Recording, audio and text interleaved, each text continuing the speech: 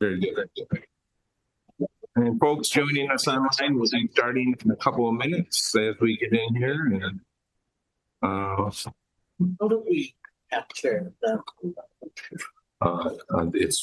it's in the comments. But I think if they speak, they play in the chat. That's not that. Thank you.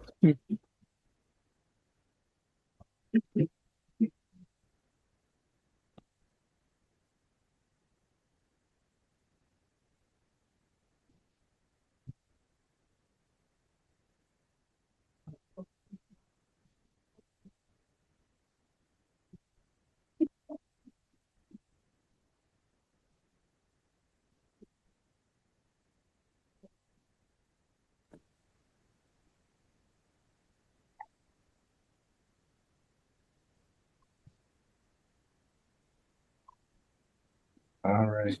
There is a sign-in sheet out in the hallway for those who would like to sign in. No, we have all the.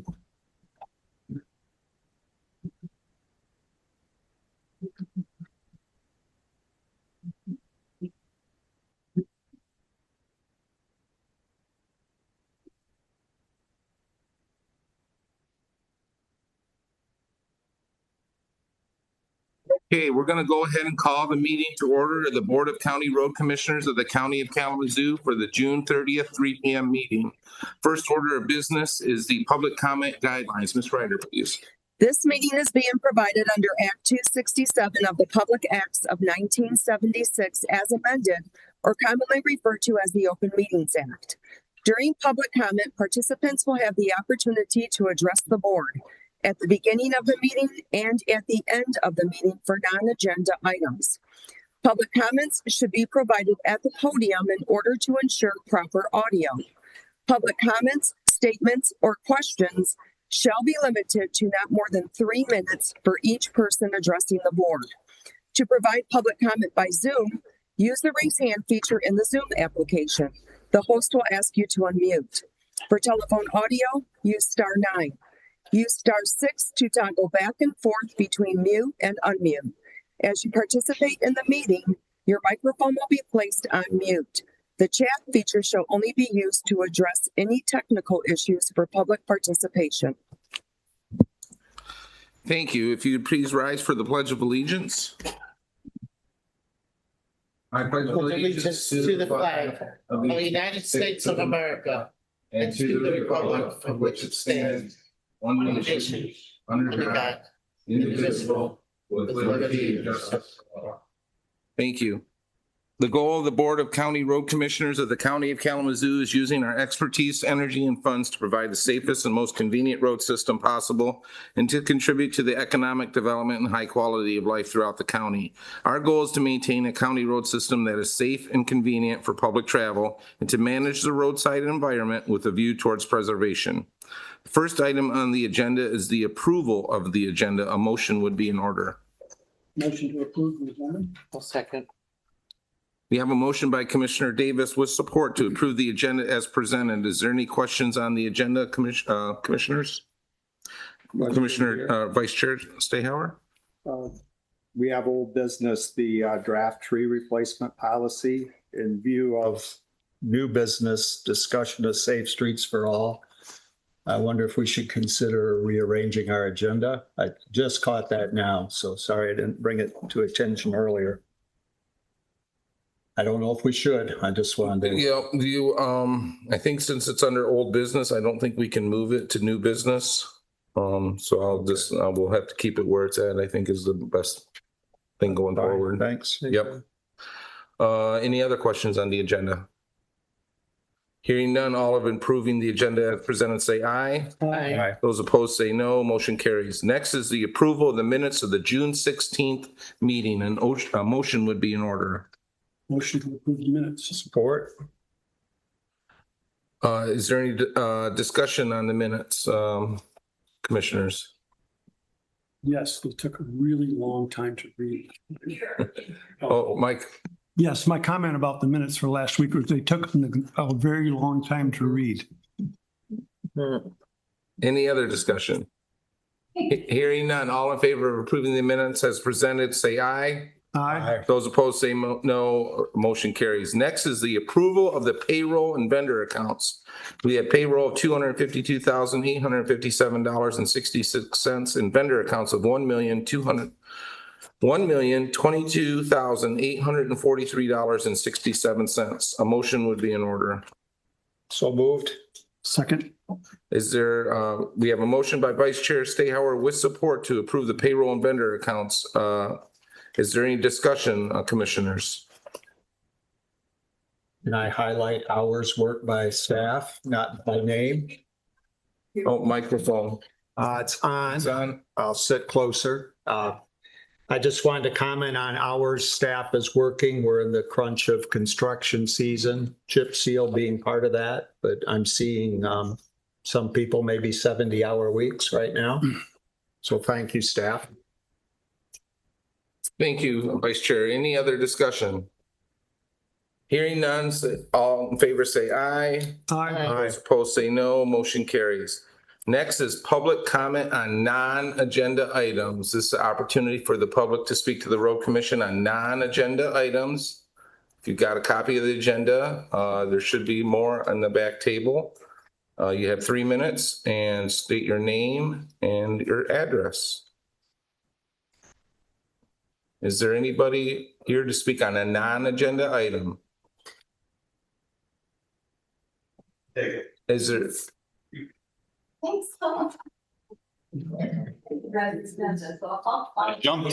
I'm Rodney French, 8505 Almena Drive. I jumped up here quick because I got to go. I don't get it why we're here again. I don't know what your guys' attitude is because there's only one way talking. I'd like to have something that's sent to us through the world of technology that helps us understand where do you stand. We keep seeing these X's and numbers on these trees, and it's just a little outrageous from my seeing and my understanding. So, sir, we very- have an agenda item on that later on in the meeting. So this is an opportunity to speak on non-agenda items of other issues with the Road Commission that you have. Okay. That means stop. And we'll be discussing what you're talking about a little bit later in the meeting. Don't know that I can be here. Okay. You're more than welcome to Zoom in as well. Anybody else in the room who would like to speak on non-agenda items? Is there anyone online who would like to speak on non-agenda items?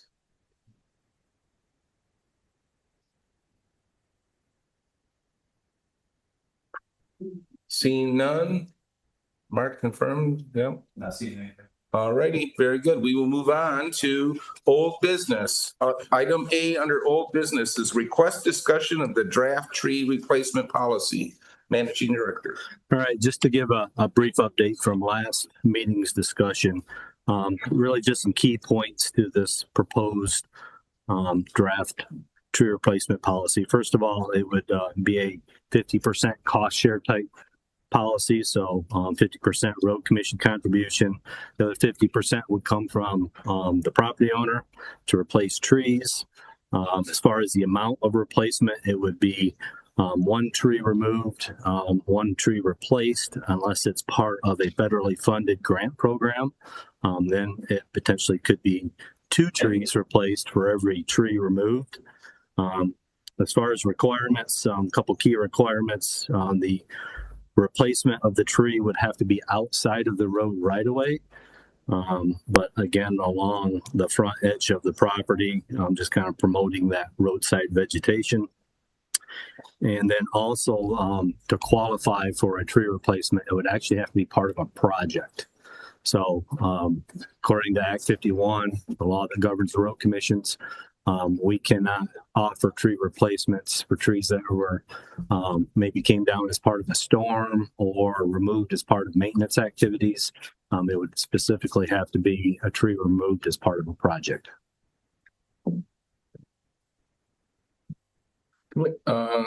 Commissioner discussion first. Do we want to do comments from the public first? From the public. Is there anyone who would like to speak on the proposed tree replacement policy? If so, you have 3 minutes. State your name and your address.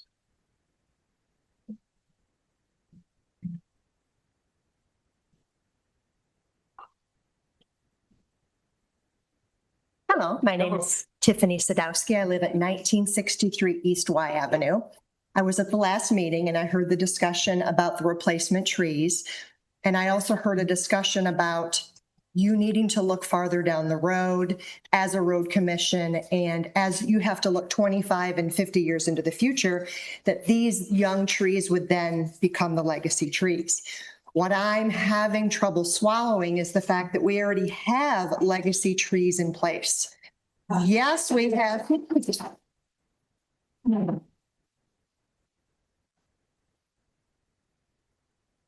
While I Just a minute. understand. Hang on.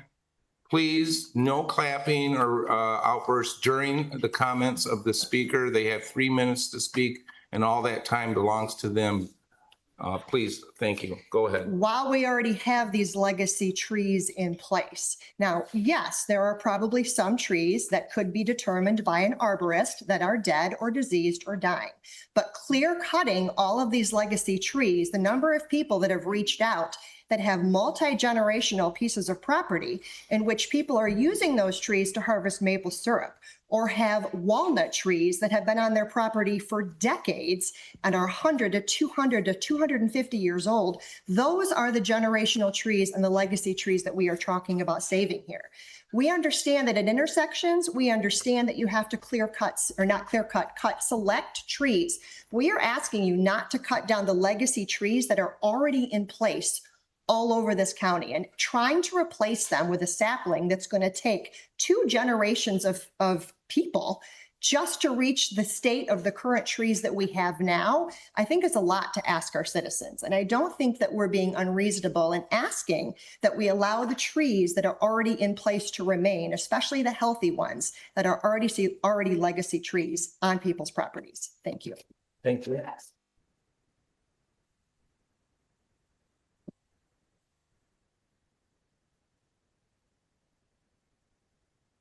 Yep, if you are going to speak, please go ahead and line up at the podium so we know how many speakers we have. Go ahead. Good afternoon. My name is Georgia Evans, 830 East U Avenue, Vicksburg. I agree with everything that Tiffany said. Those trees are already in place. This is totally ridiculous. Our trees are already our legacies. They're already grown. They're already beautiful. They're the canopy. They're aesthetic. They're our neighborhoods. Hey, this is a rhetorical question. I wonder if you took our challenge serious and you went out to our neighborhoods and you took a look at our trees. We challenged you last meeting, and I wonder if you did that. Those trees are already in place. They're already there. It makes no sense. So let's chop down the trees and I'll give you a new tree. Just leave the trees alone, please. Reconsider. Thank you.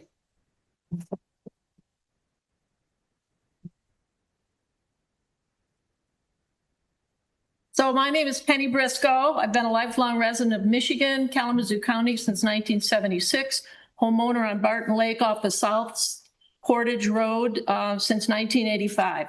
I find it very ironic that we are here to save trees during an extreme, deadly heat dome when everyone surely knows that trees provide a big part of the solution to solving the climate change crisis. Ma'am, I'm sorry, but you need to limit your comments to the proposed tree replacement policy that we're currently discussing.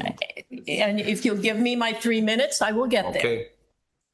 Gail Walter of Audubon Society of Kalamazoo recently sent a letter to the Kalamazoo County Board of Commission explaining succinctly the importance of maintaining our green space using a more thoughtful, science-based approach that identifies trees genuinely posing a hazard rather than thoughtful science-based approach that identifies trees genuinely posing a hazard rather than applying a blanket removal standard. Trees serve as an important carbon sink. Removing so many would release stored carbon and end their ongoing ability to capture more.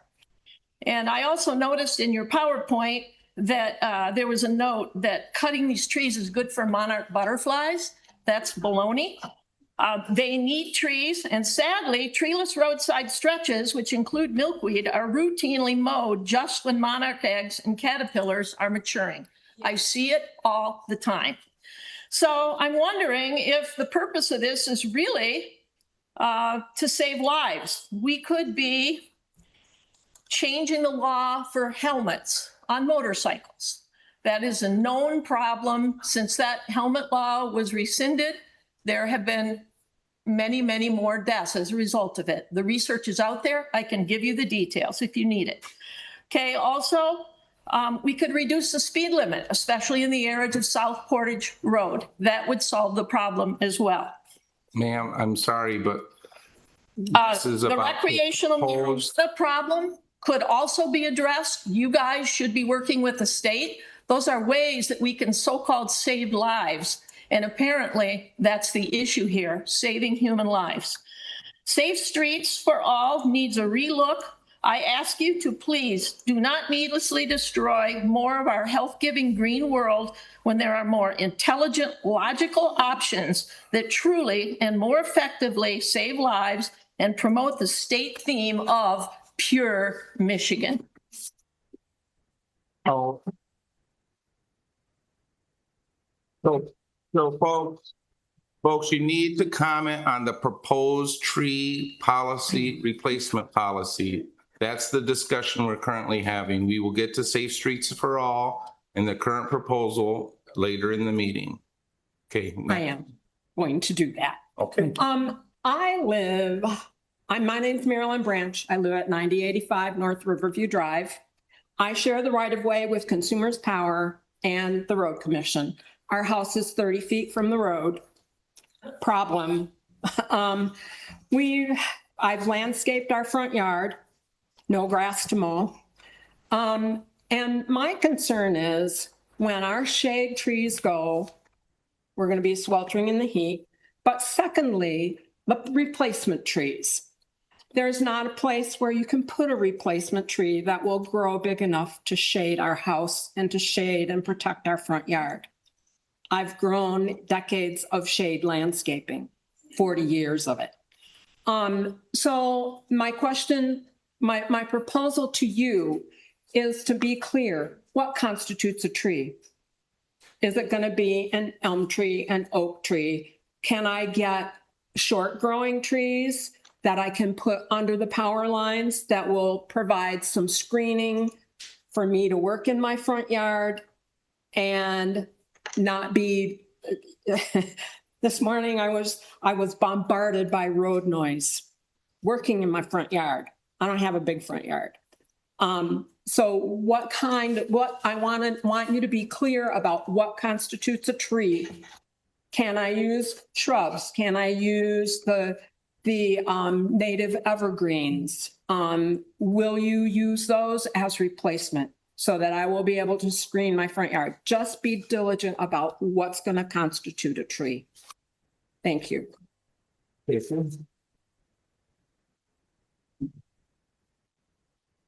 My name is Tama Cathers. I'm at 15227 Portage Road, Vicksburg, Michigan, and I'm addressing the trees, just the trees right now. We went shopping for trees just 2 weekends ago, and a 2-inch sapling is $200 to $400. So you're proposing that the homeowners on a one-to-one basis are going to spend their 50% of that, so $200 per tree. I'd like to know what your cost is because that's what it costs for me to buy a tree. In addition, the selection is important. Will we be getting native trees? Will we be replacing oak trees, which take hundreds of years to grow, with sweet oak or silver maple that grow too tall and then you have to cut down?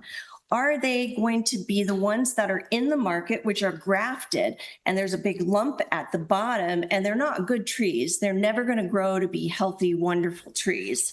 So the quality of the trees is really important. And this is not quite the trees themselves, the replacement program, but you said that at the last meeting that the stumps would be left for the homeowners to deal with at their cost, and that you would leave all the wood on their land for them to deal with at their cost. I just want to make it clear that they're separating things out is a really dicey proposition. What is the total cost for somebody who has a well-wooded lot when you cut down all those trees at the front of their property? Just cost alone. Thank you. Thank you.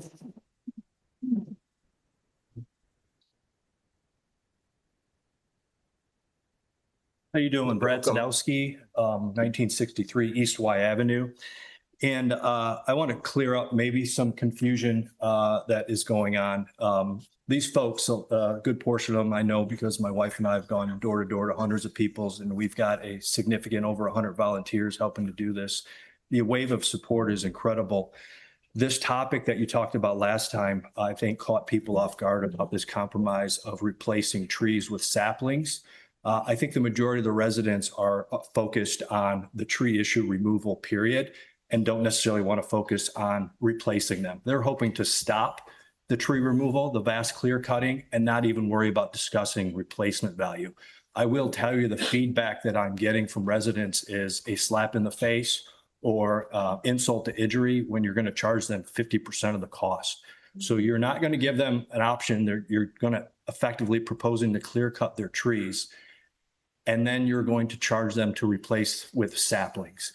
I think that's the confusion here, why you have folks that are wanting to talk about the tree removal portion and not necessarily focus on the replacement that you're drafting policy.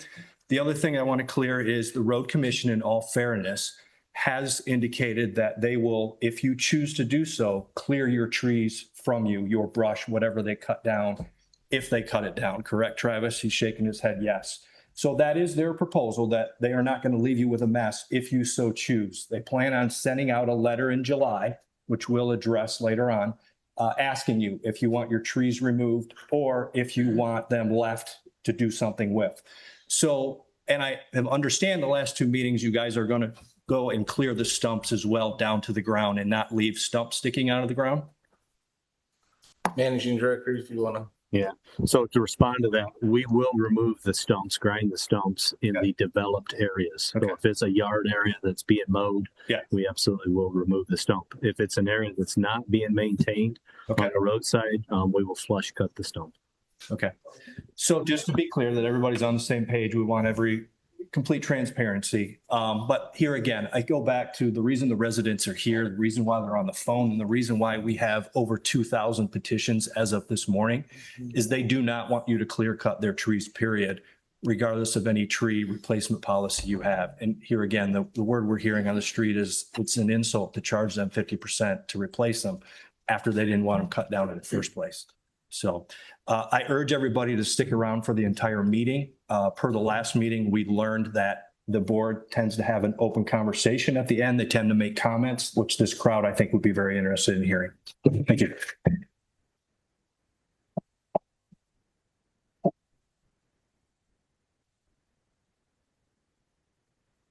Hi, my name is Alexis Belland. I live at 850 Davis Street. I just want to comment on, obviously, the replacement tree.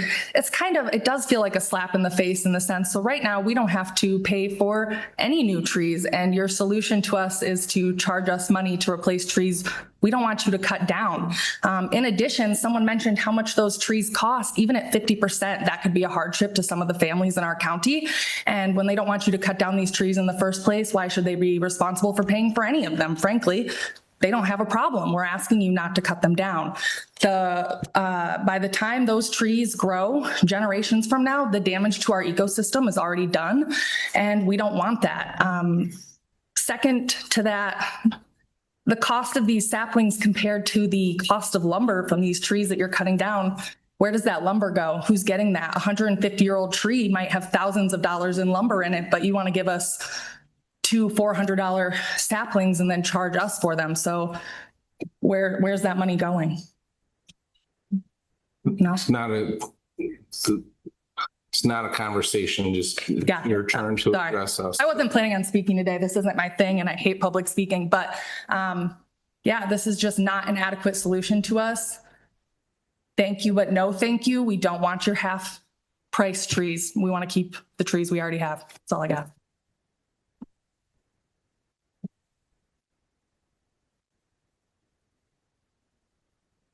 Welcome. Hello, my name is Cassie Maurer. I live at 8505 Almena Drive in Oshtemo Township. The stretch along Almena is part of the 8,000 trees that you're proposing to cut down. And I think it is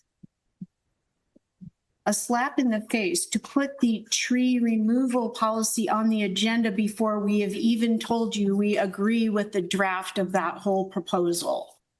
You're putting the cart before the horse.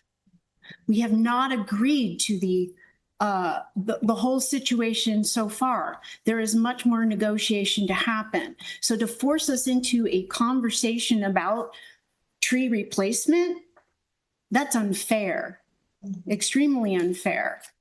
And to hold the meeting at 3 o'clock in the afternoon when people who are employed or have families cannot join and have their piece and say their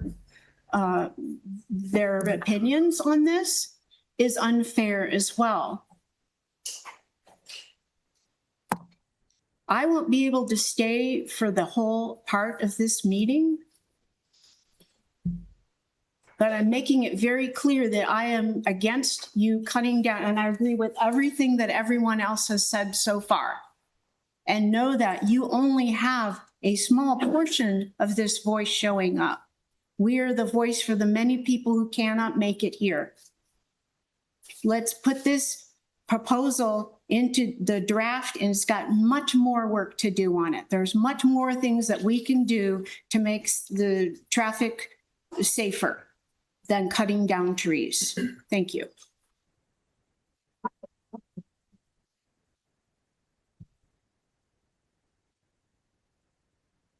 Welcome. Hello, my name is Jindalee Cather-Zepley. I live at 15227 Portage Road, Vicksburg, Michigan. And I agree with everyone before me. This is not a solution. Period, full stop. It's not a satisfactory solution. It is not a solution. We do not want you to cut trees. Replacing them with saplings will not have the same benefits that those trees have now. That won't happen in my lifetime, possibly in the lifetime of those younger than me. Even if you replace every single tree that you cut down, which won't happen, at cost to us, that will not replace the literal millions of pounds that the trees that currently exist of carbon that the trees will currently sequester in 3 years. Those saplings can't do that in the time that they take to grow. It will not replace the beauty of our streets. It won't replace any of the scientific benefits that we have brought before you of trees to our roads. Those saplings won't replace that. They won't replace that for a generation, 2 generations. That is not acceptable. This is not what we want. This is not a solution. Thank you. Thank you.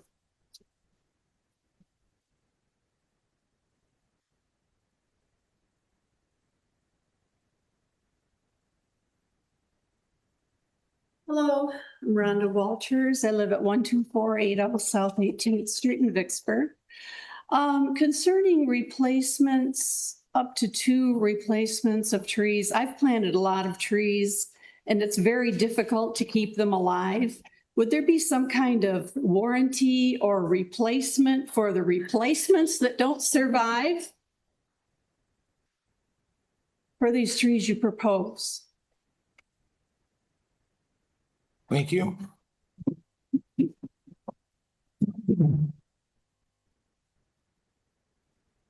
Is there any comments online on the proposed tree replacement policy? We have Rob Morris. Rob Morrison?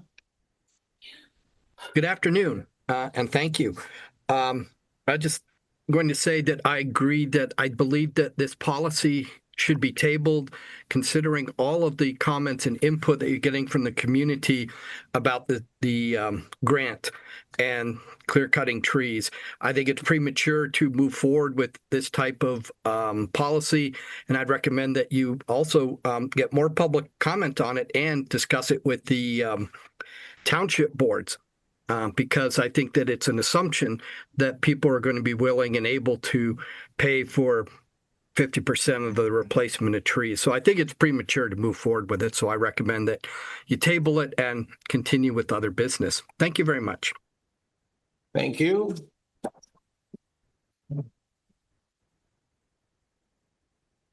Miranda?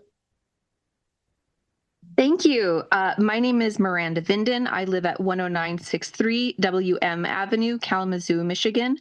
And my thoughts on the tree replacement policy stem on, as I walk down my road, I do it every day, and I count the number of dead trees from the spongy moth infestation that happened throughout the county maybe about 3 to 4 years ago. I think it peaked about then.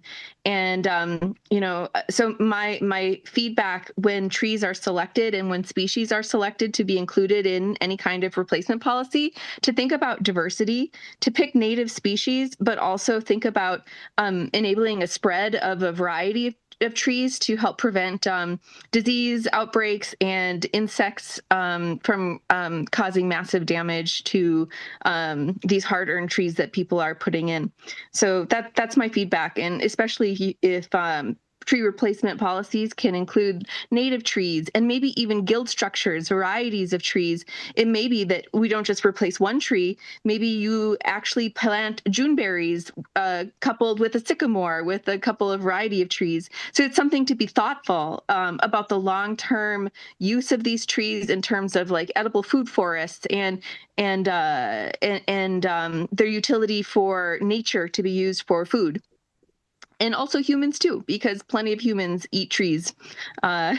There's lots of joy about hearing people talk about maple trees. And so, and again, if those trees get cut down, it's going to be a long time before those get turned into maple sap again. So it's a long-term investment to not take very lightly at all. It's very serious. Thank you.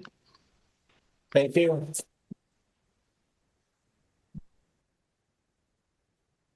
Board discussion. Well, thank you very much for all coming, and I really appreciate all the faces and all the ideas. I don't necessarily think we need to table this now. I think it's an ongoing conversation. I understand that some folks may be thinking that this was a reactive and reactionary response to the pushback from the community, but I also think it's a long-term goal for this board to think not just for our immediate needs, but for the generations to come. And if this is an opportunity to start that conversation, great. It's not necessarily something we need to put aside. We can both chew gum and walk at the same time.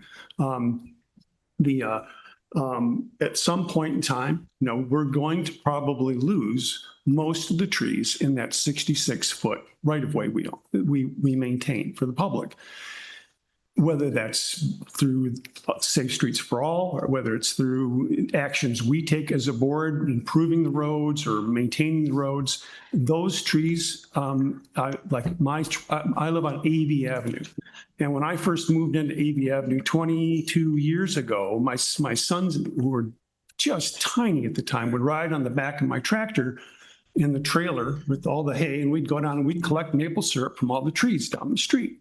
And we did that for a decade. Those trees, not by our misuse of them, but just they're all dead. They're all gone. They're all, you know, they died on their own, and all of those trees will someday perish.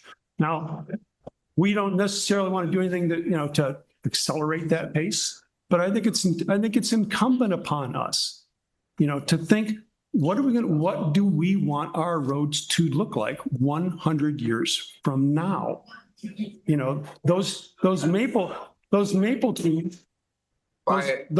trees were, there was a program in the 1920s in which road commissions throughout the state encouraged people to plant maple trees all around the roads. So that is part of the legacy of this organization.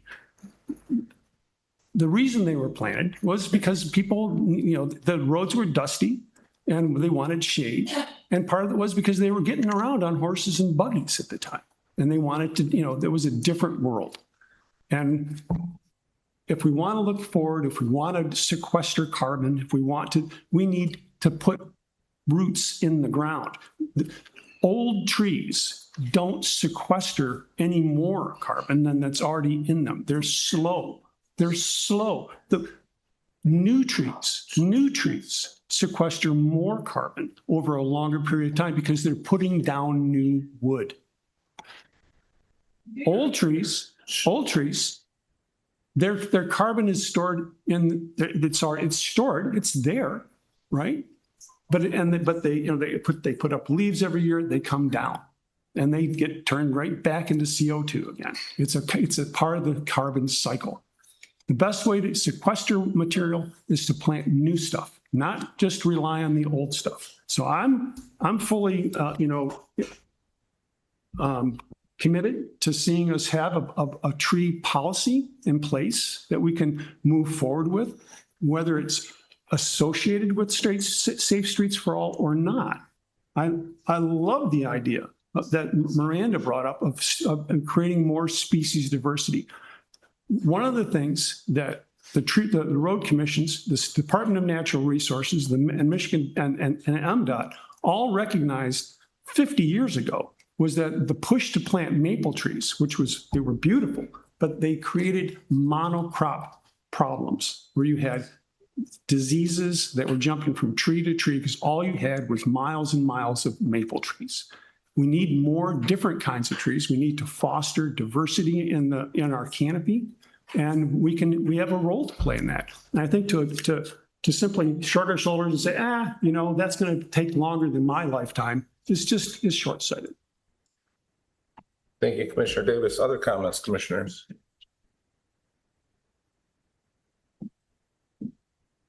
Managing Director, do you want to give it a little history on our tree replacement policy? We used to have it, and then we. Sure, and I got one other thing to share with the board also, but. So a little history on our tree replacement policy. The policy has been in place historically for many years. I don't know the exact year, but I'm going to tell you about 8 years ago, we discontinued that policy simply because it wasn't being used very often. It's quite a process to bid these trees, hire contractors to come plant them. And then also, we have to have participation from the residents to help replace them. So we haven't had a lot of interest over the years. So this was an opportunity where we are removing additional trees. We thought we could bring it back, and there may be some interest in using this policy in the future. But I do also want to share with the board this policy, again, is not particularly for the SS4A project trees. Currently, the Road Commission in the last few years, as an average, removed over 900 trees a year as part of projects. This is an opportunity for those folks that did have the tree removed to have that opportunity to get those trees replaced outside the road right away also. And also, just to share another statistic, in 2025, the Road Commission team removed over 1,700 trees from the road, travel portion of the road last year. So there are a lot of trees that currently come down as part of projects and also emergency events. And also another statistic I would love to share is with our projects, our current projects, on average, we remove about 60 trees per mile. If we removed 8,000 trees over 130 miles, we would be in that range of under 65 trees per mile. Excuse me, I'm having a really hard time hearing. You got a little closer to the mic. I don't think I'm the only one here. No, correction, listen, hearing on. I'm not understanding. No, it's good. All right, can you hear me now? Is it better? Okay, I'll get it right up close. So just a few statistics to share, and this was to share with the board. In recent years, the Road Commission, on average, removes over 900 trees per year as part of projects. So these are reconstruction type projects, hot mix asphalt paving type projects. We may be resurfacing gravel roads with these types of projects. So these tree removals are not new to the Road Commission. The difference here is where this project is 130 additional miles over a short period of time of 4 years. So that's why a significant amount of trees.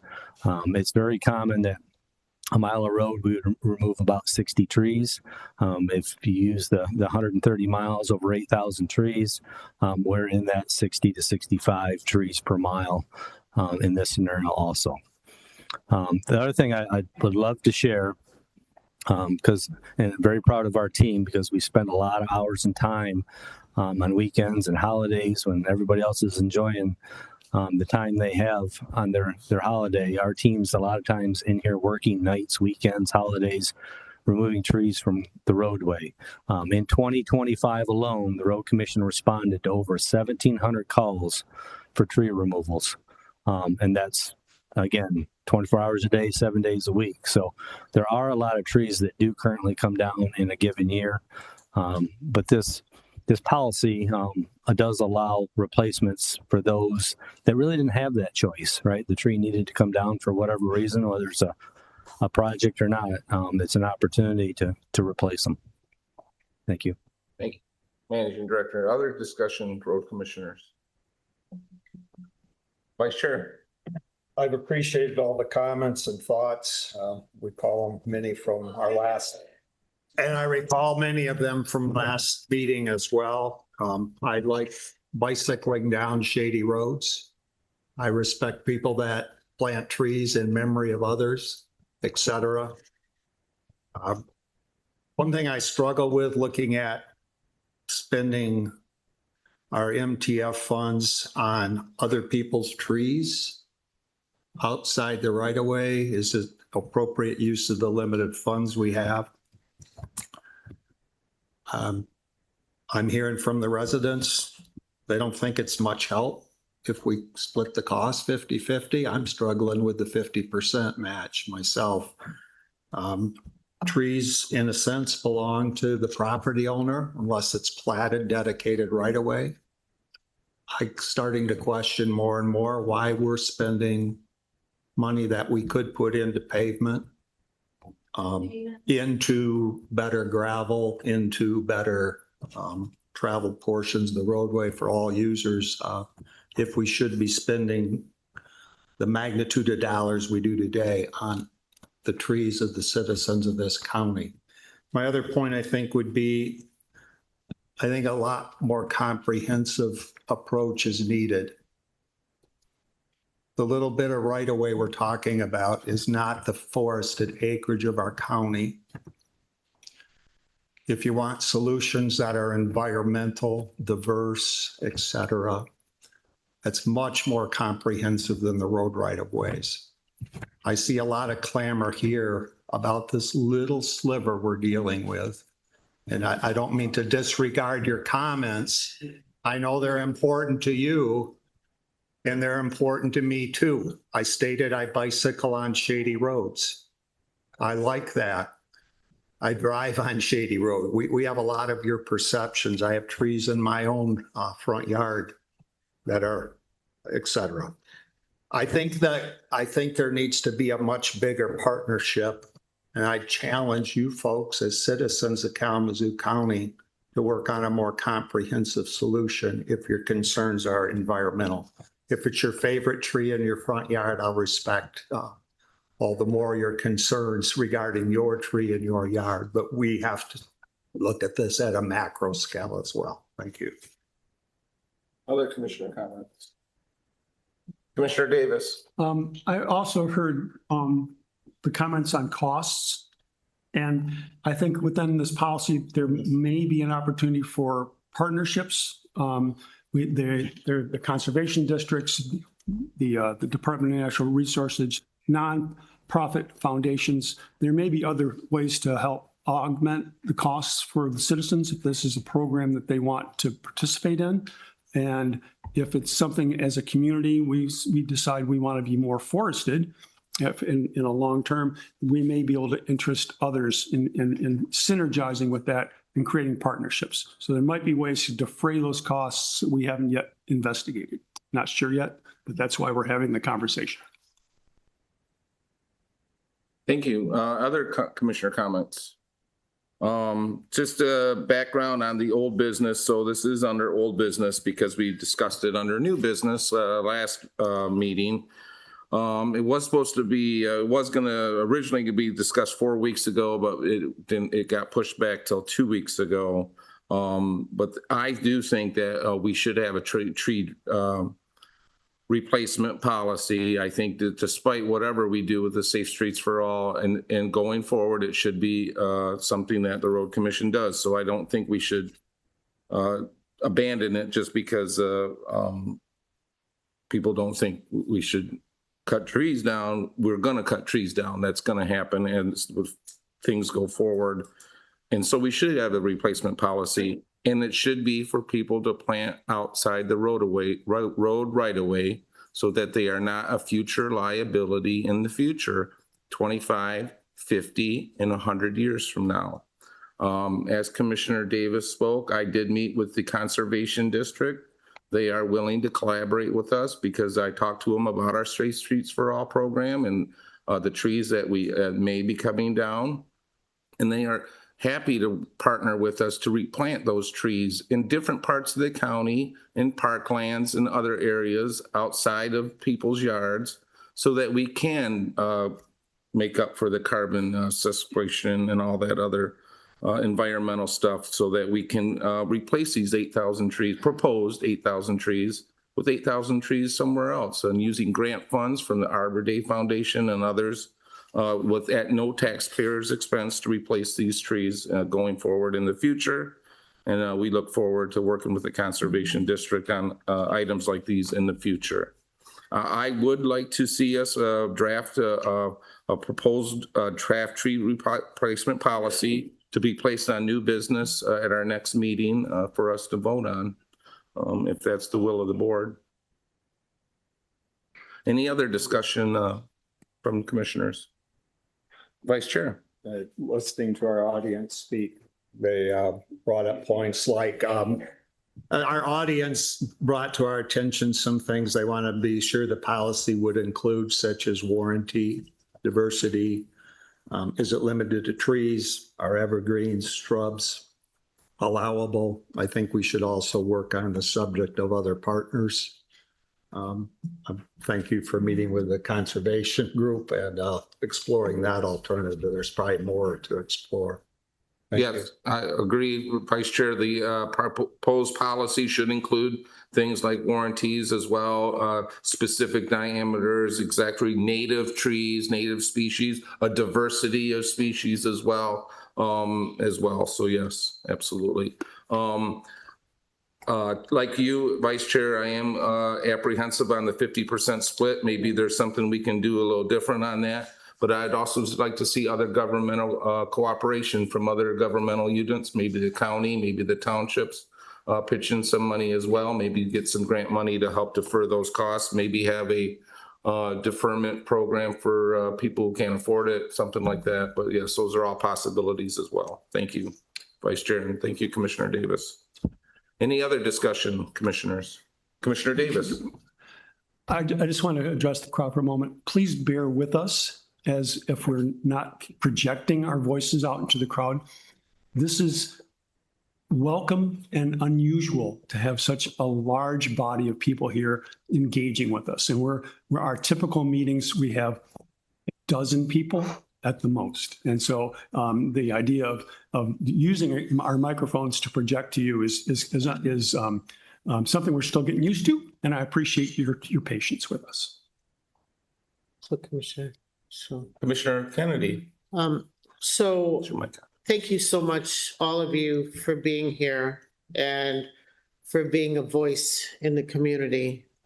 If you don't come and we can't hear and we can't listen. I too have concerns about, you cutting down not you, but cutting down trees, and then I have to pay 50% to put the trees back up. So I welcome the opportunity that we are looking for other solutions to be able to fund the community's portion that they would have to pay. I'm not really comfortable personally, and I know it's a board thing, but I'm just not comfortable with the fact that, we have this draft replacement policy, and it may cost the community money to replace the trees. So, we hear you. I hear you. And we're going to work to try to find something that makes sense as far as the replacement policy. And I appreciate that you come out and that you speak your voices, because unless you do, nothing ever changes. I'm just letting you know that. So thank you. Thank you, Commissioner Kennedy. Any other comments from commissioners? Hearing none, that'll take us to new business. Item A, the request discussion on the Safe Streets for All program clear zone requirements. Managing Director. All right, so I'd like to introduce our county engineer, Ryan Minkus. He's going to get the board started on this conversation of clear zone requirements and the direction the road commission's heading, and some different options we had to consider along the way. So I'll turn it over to him. Thank you. Thank you, Travis and board. Over the past years here, my tenure at the road commission, I've had conversations. Could you inquire if Can everybody hear me if I speak? Thank you, Chair and Travis. I appreciate the opportunity to talk here. I was saying my tenure here at the Road Commission, I've had conversations with residents who are passionate about the environment and trees. I've had conversations with family members who are passionate about the loved ones they've lost on our road. I'm passionate about safety. And I think that's where the crux of this is all coming, right? There's a lot of passion involved with this, and trying to find the happy medium is where we're trying to navigate to. I understand a lot of the focus has been on trees. We're referring to roadside hazard mitigation. It includes things other than trees. So I may slip between the two terms that kind of mean the same thing, right? I understand the residents are more focused on the tree portion, but there are other elements of the right of way we're looking at to try to reduce or eliminate as a part of this program. So we did, staff was at the last meeting. We heard resident comments, much like you did. And we went back and had conversations internally and discussed what options are available to us. And so we've spent time looking into some things and want to kind of present to you what we have found and a recommendation here to move forward. I think we heard at the last meeting, there was a desire for us to request an amendment to our FHWA grant. In some regards, that was to completely eliminate tree removal from the grant. In others, it was to limit it to just intersection removals and where there were hazard trees or accidents that happened. Another option was that we arrived at was a design revision to adjust the limits of what would be impacted with those roadside hazard elimination program. This is possible because we haven't yet entered the design portion of our grant. We're still going through clearances and getting permits for other work. And so this seemed like a reasonable option. I think a third option we arrived at was to remain status quo and just continue with 33 feet that we had been presenting to the public. We understand, based on feedback at the last meeting and some other conversations we've had, that there are residents that do not support this, right? So we didn't necessarily feel that that was an appropriate way to move forward.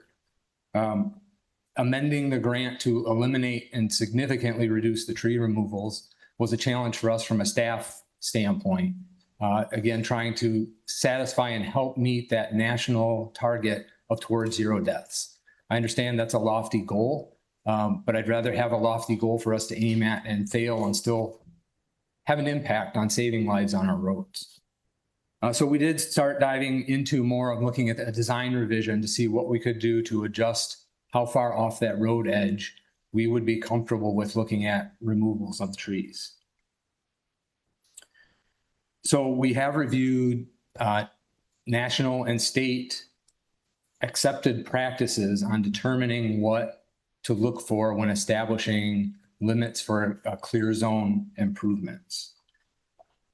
All of these standards are based on traffic speeds and volumes and slopes of the side of the road. We wanted to look at and potentially provide some information as a general guidance to the public, what they could expect with this, understanding there could be some variability in it as well. For example, we heard at the last meeting from residents that there were concerns about curves on U Avenue. Potentially curves might go further than what we might be recommending here. Those might go to the right of way. If there are locations where we have habitual accidents, right, we might want to clear more. So this isn't necessarily an end all be all, but essentially what we've arrived at from a staff level, recommending a revision from what we previously had stated, clearing within 33 feet to only removing within 17 feet from the travel lane. So that's the white line or the edge of the road if there's not a white line, to eliminate roadside hazards in that area. This, I want to clarify as well, this doesn't mean that we won't go further than that. There are 11 miles of projects where we're going to be widening shoulder or widening the road to put on a shoulder that could require us to go farther than that 17 feet. I know one example of this that has been brought up at past meetings was Portage Road south of W Avenue. That is planned for a full reconstruct in which we have to establish ditches to help with the drainage of the road. And that would push potentially further than the 17 feet we're talking about. So with that in mind, we have 11 miles of the 130 miles planned with this project are that widening or reconstruction. So we're talking about those 11 miles could push further than this. We don't have exact numbers, but we have gone out on some roads that have had the trees surveyed and looked at what the impacts might be to this and what we're talking about that overall volume. So if we reduce that to the 17 feet off the travel portion of the roadway, we estimate that that would reduce the number of trees impacted with this in about half to somewhere around 4,000 trees.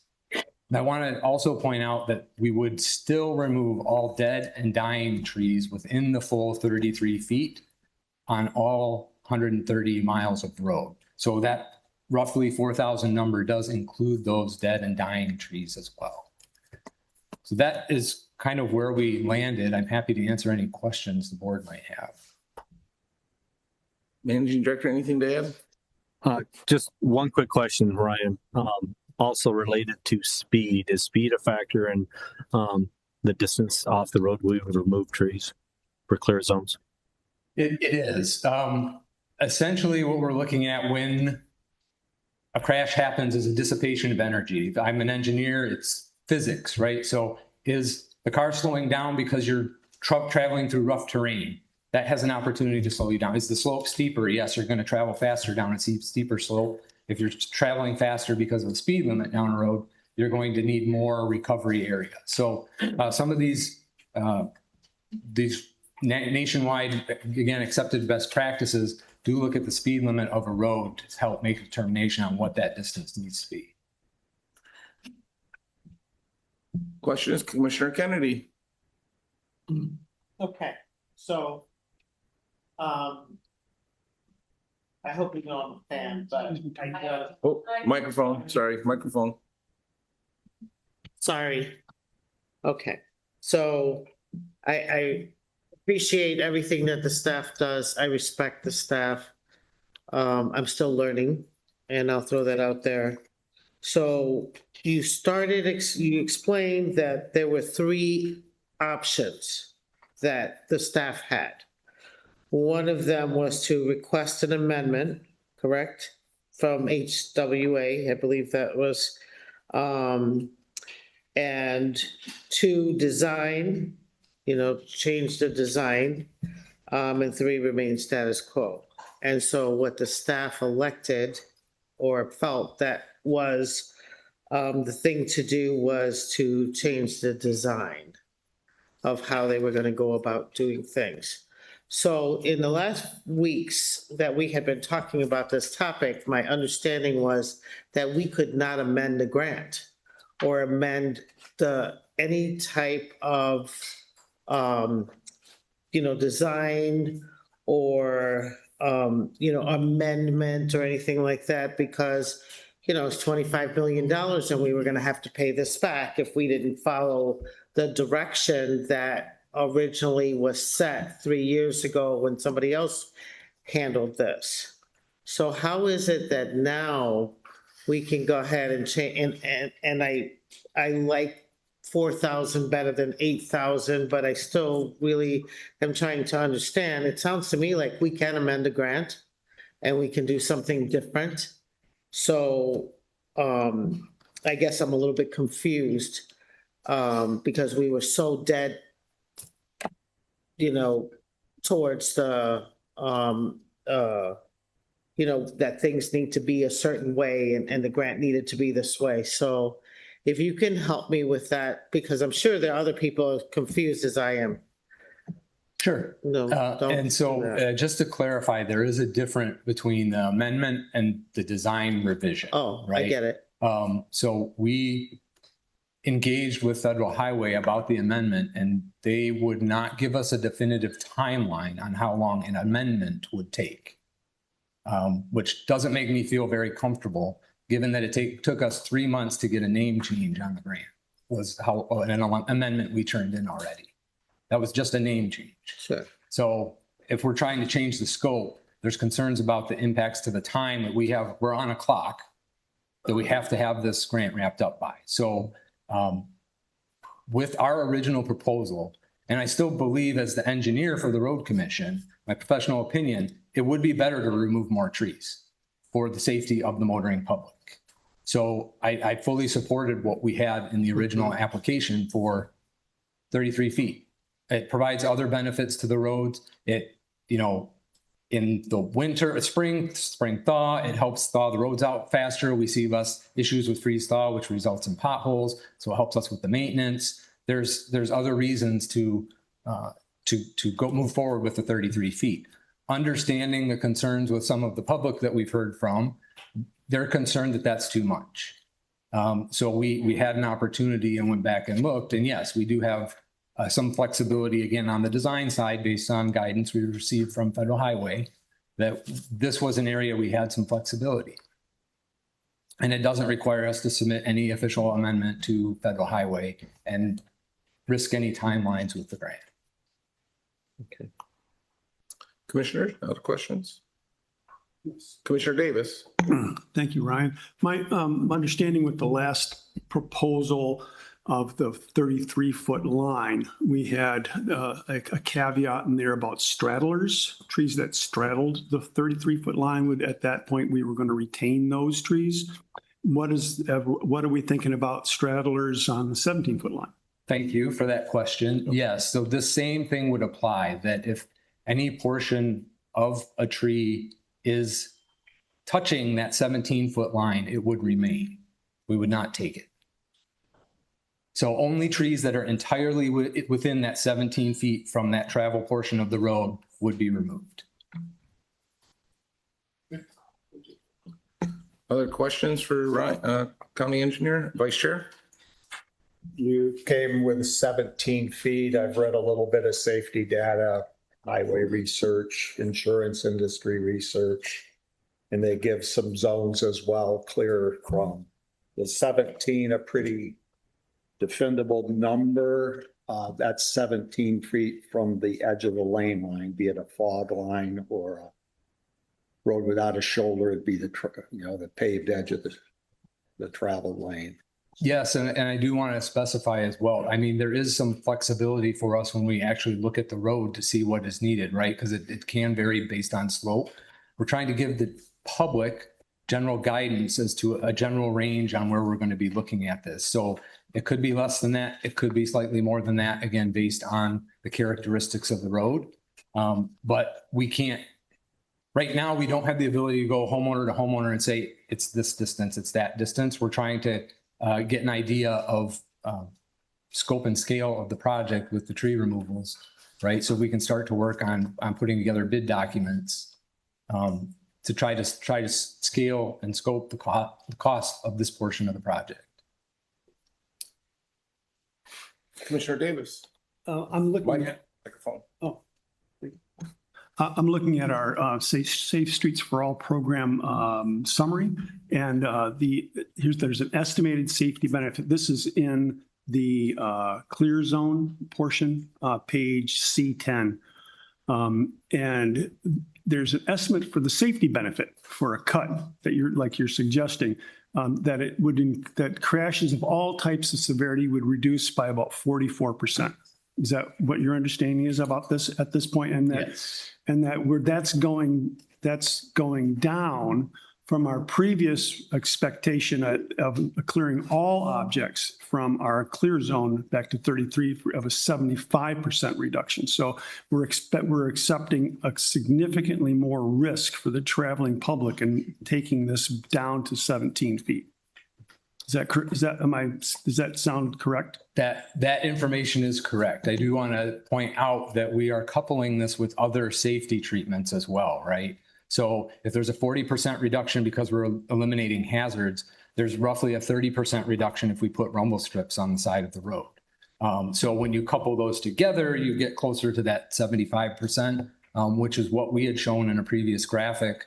For Sprinkle Road and Parkview, we had seen a reduction in fatalities and serious injuries of about 70%, which again, on those project roads, we had coupled together a number of safety treatments to realize that benefit. Thank you. I thought, yeah, so these are cumulative effects. Correct. That the entire program is going to help bring into the benefit of the public. Yes. Thank you. The 56 miles we've identified as bike lanes in our master plan will still not get the side rumble strips, correct? That is correct. We have not deviated from that. Many comments I've received from officials and public is drunk drivers. And can you shed any light on how much or how many or how much of a factor is drunk driving is playing into fatalities when people hit side of the road? Sure. Yes. I know we have been tracking fatalities that have been happening on these 130 miles of road since the safety study was completed in 2021. And we had data through 2025, so it was 4 years of data. We've had 8 fatalities on these 130 miles of road where the vehicle struck a tree. Of those 8, 1 was suspected of drunk driving. The report didn't come back and confirm whether or not it was. And the fatality in that vehicle was a passenger, not the driver. And then the second was suspected, and there were results, but I can't interpret them because I don't know the side of it, was impaired driving due to drugs. So 75% of those crashes did not involve anyone who was under the influence of anything while they were driving. Thank you. And now, so we talked 17 feet off the side of the road. Most of these are primary roads, so most do have a white stripe on them, correct? Yes, primaries we do. And one other thing to add, Chair Pawlowski, is that of those 8 crashes, none of them cited distracted driving as a reason for the crash either. Okay, good to know. Thank you. And then, so 17 feet from the side of the road, we talked about intersections and curves. That would still fall under the possibly all 33 feet, correct? Correct. Okay. Any other questions for the county highway engineer from the road commission? Vice Chair Stahauer. Maybe going back, it was to reduce. Thank you. forgot the word. We're thinking trees. You think more broadly roadside hazards.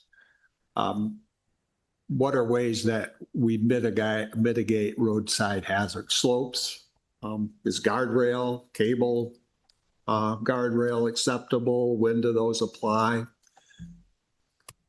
Yeah, we haven't, I haven't seen a lot, I'll say not just us, but I haven't seen a lot of cable guardrail on local road systems yet. It seems primarily used on the highway, MDOT type routes. Guardrail is an option. Guardrail in itself is also a hazard. So from an engineering standpoint, we always look at it, is the risk of the guardrail greater than what it is protecting someone from? And that then it would, if the risk behind it is greater than the guardrail itself, we'll put the guardrail in front of it. But if the risk of the guardrail is higher than whatever's behind it. And additionally, when you're looking at guardrail, you always look at, can you move, relocate, remove the object itself to eliminate having the need for a guardrail too. So a guardrail isn't always the silver bullet, but we did have conversations at previous board meeting that if these trees are located behind a guardrail, they're already protected, so there would not be a need to remove the trees. Oh, very good. Any other questions for the county highway? Turn your mic on. Commissioner Kennedy. So I really want you to know that I am very grateful for the amount of work that you are putting into this, and especially listening to the community. You know, while I'm sure the community would like 0 trees, the fact that you went from 8,000 to 4,000 and you're looking for ways to be able to incorporate what the community is saying to us is very important to me personally, and very important that you guys went back and took a second look. And I just wanted you to say, I wanted to say thank you for your hard work and your team's hard work. And hopefully moving forward, this might be a lesson for all of us, you know, to make sure that we're incorporating the community in our decisions and what we try to do. But the chance that we can actually work together and hear one another is really very important. So thank you. I wanted to say that. Thank you. Thank you.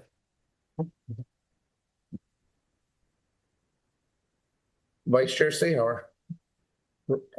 County engineer alluded to his role, county engineer. I'm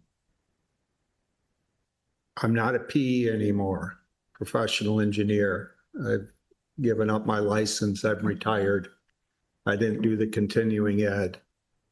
Ryan, there's state and federal standards for a professional engineer. There's higher standards. Could you explain a little to us as a board some of the higher standards you have to adhere for as a professional engineer in the state of Michigan? Thank you. Yes, I do have, I'm licensed by the state of Michigan to practice as a professional engineer. In order to do that, I have to perform 15 hours of continuing education every 2-year cycle that my license is up for renewal. As a part of that, there are now requirements that all engineers are required to receive ethics training. And much of that ethics training is talking about the impacts or negligence that have negatively impacted the health, safety, or welfare of the public. So as a professional engineer in the state of Michigan, that is my charge, is to look out for that health, safety, and welfare of the general public whenever I'm working in an engineering capacity on a project. But yes, these requirements keep getting reviewed. They kind of keep going up over the years. The engineering community has sought to kind of seek the same esteem as lawyers and doctors, and what the public trust in is with them, because we as civil engineers have direct impacts on the public as well. So I take those courses and certifications seriously. I take my license seriously. I am here to try to do what's in the best interest of the public for Kalamazoo County. Thank you. Just elaborate, public interest, welfare, safety are higher standards than Road Commission of Kalamazoo County, State of Michigan, federal. Ryan carries a heavy burden. Ryan Minkus, our county engineer, in terms of his responsibility to the citizens of our state, our nation, to look out for their welfare, their safety. So Ryan, thank you for being a professional engineer in our staff. The state thinks so much of you in terms of how they compensate MTF funds, delegate $10,000 per year. I'd like to see the lineup here that would like to fill Ryan's shoes for $10,000 per year. Anyway, that's a rhetorical statement, but Ryan, professional engineers wear a heavy load greater than their employer. Ethics and morals are critical. So thank you, Ryan, for your investigations and comments. Thank you, Vice Chair. Any other questions for the county highway engineer? Hearing none. Thank you very much, Ryan, for your presentation. I will now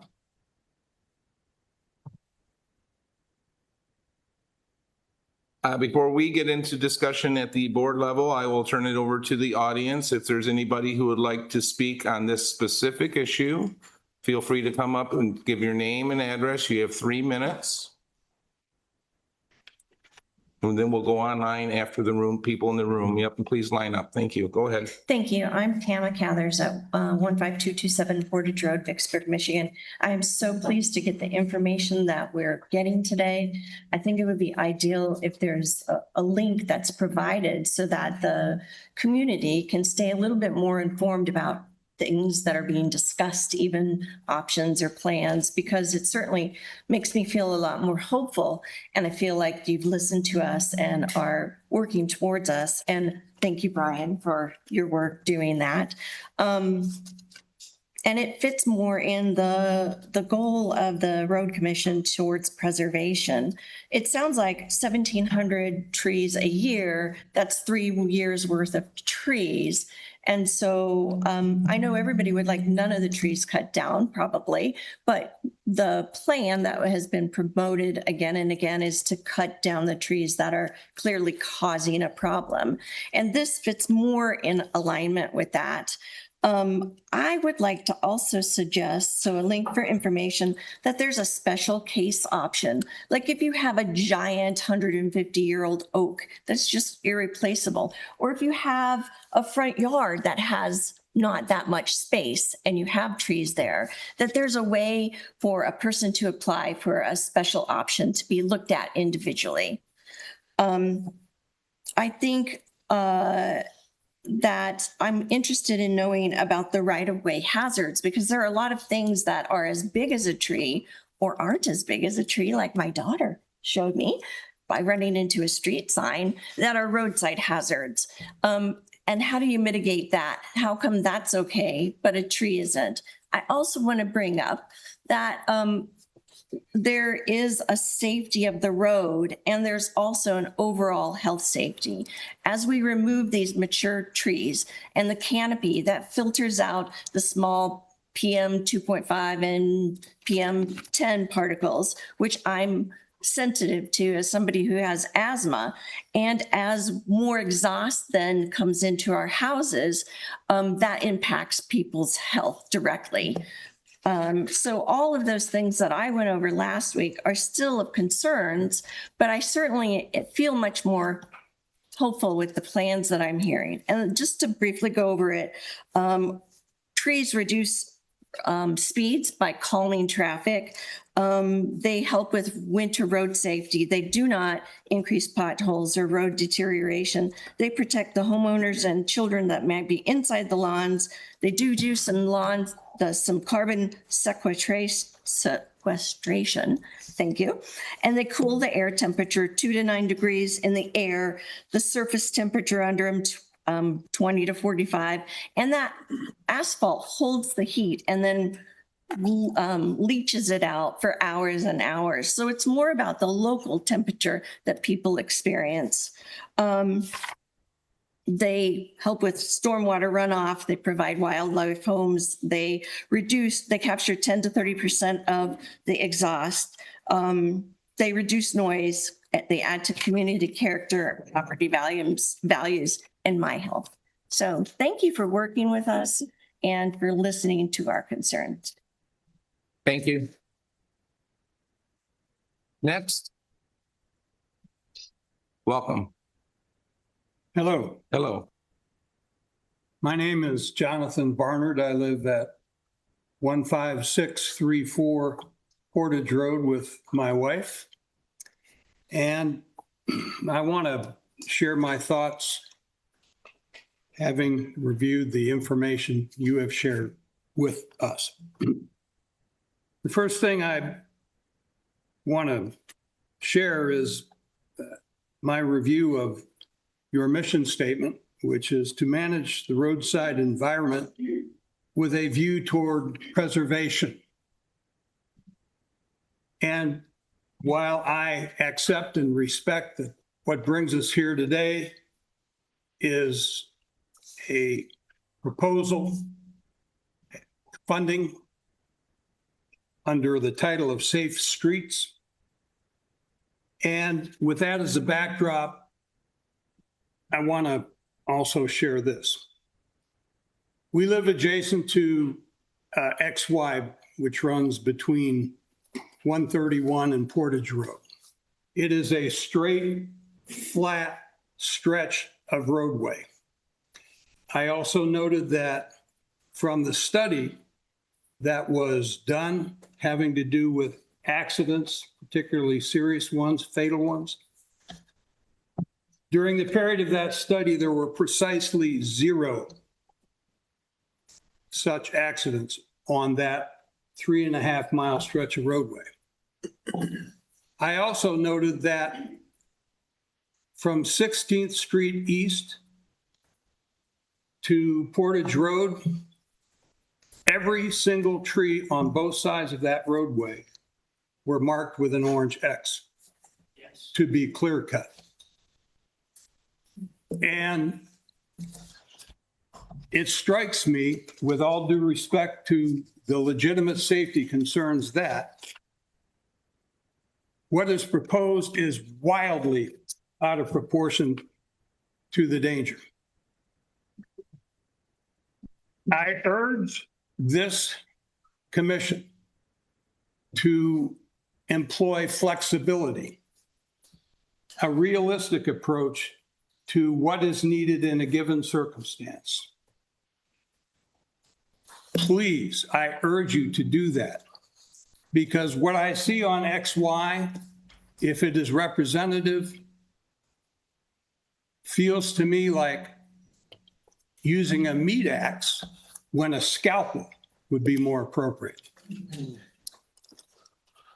And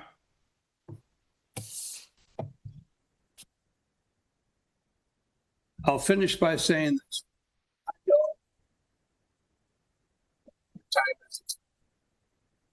Thank you for the background. I know you to be people of good faith. We all are, otherwise we wouldn't be here. But using that small example, I have the concern that it resembles, at least to me, treating dandruff by decapitation. Please. Thank you. Resist that urge. Thank you very much. So,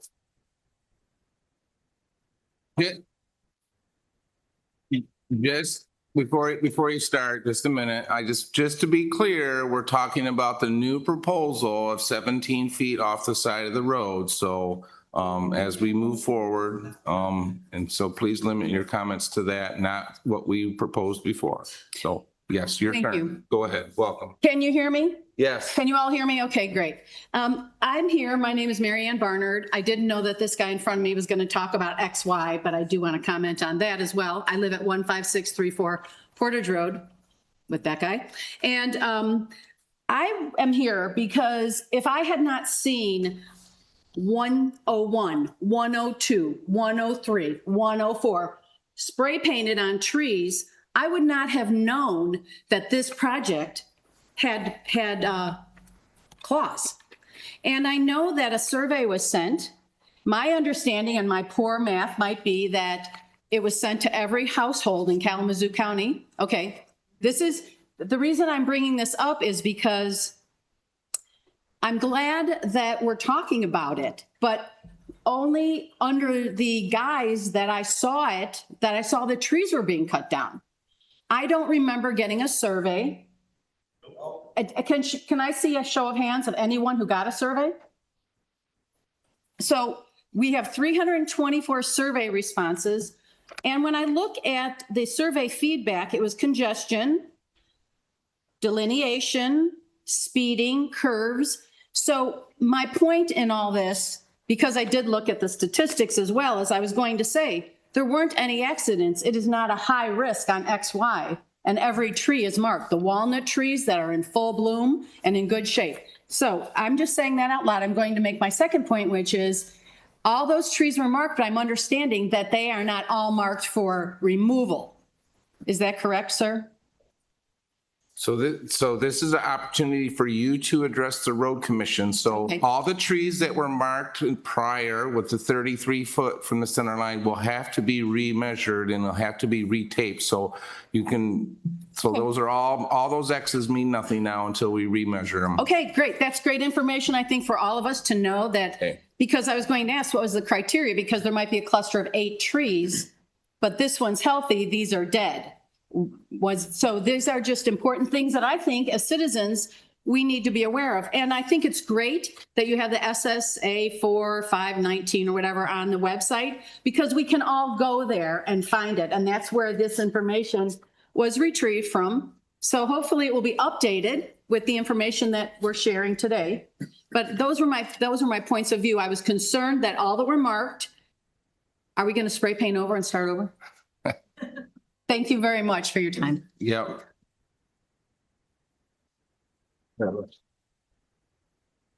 Welcome. Hi, my name is Rachel Harding. I'm at 115 West Vine Street, Vicksburg. I will get to the 17 feet thing. I am a county resident and an educator, so we do narratives. I grew up in Kalamazoo. My property is not being affected, but I am deeply invested in this community and long-term sustainability. I just got back from camping Petoskey on Sunday. We drove through the tunnel of trees while we were up there. I don't know if anyone is familiar with that. Yes. It was beautiful. Trees line each side of the road. In some spaces, they built the road around the trees because it's important and it's a big draw for people who are visiting. Did you know there's been research done that shows drivers naturally slow down on tree-lined streets? It's because the trees visually narrow the roadway and create a sense of enclosure. Reductions of 3 to 15 miles per hour on streets with trees compared to those without. There have also been studies done in Baltimore and Chicago that show that neighborhoods with greater tree canopy, not those little peewee trees out there, but the big, beautiful growth ones, they experience lower crime rates. Up north, they get a lot more snow than we do, but they see the value of trees along roads regardless. In Vicksburg, the worst road I drive in the winter is South Oakland Drive, where the trees have been clear cut on both sides of the road. There is no protection from the snow there. There are always snow drifts that turn icy. A lot of the time you can't tell where the road is when there's snow because there's no trees lining the roads to show you, and I avoid it when possible for those roads with trees on it. While we were up north, we also went swimming in Lake Michigan, and there are many people who lose their lives swimming each year. It is a dangerous lake, and you have to use caution and show it respect. So I thought, wouldn't it be silly if someone decided to drain Lake Michigan because of those accidents?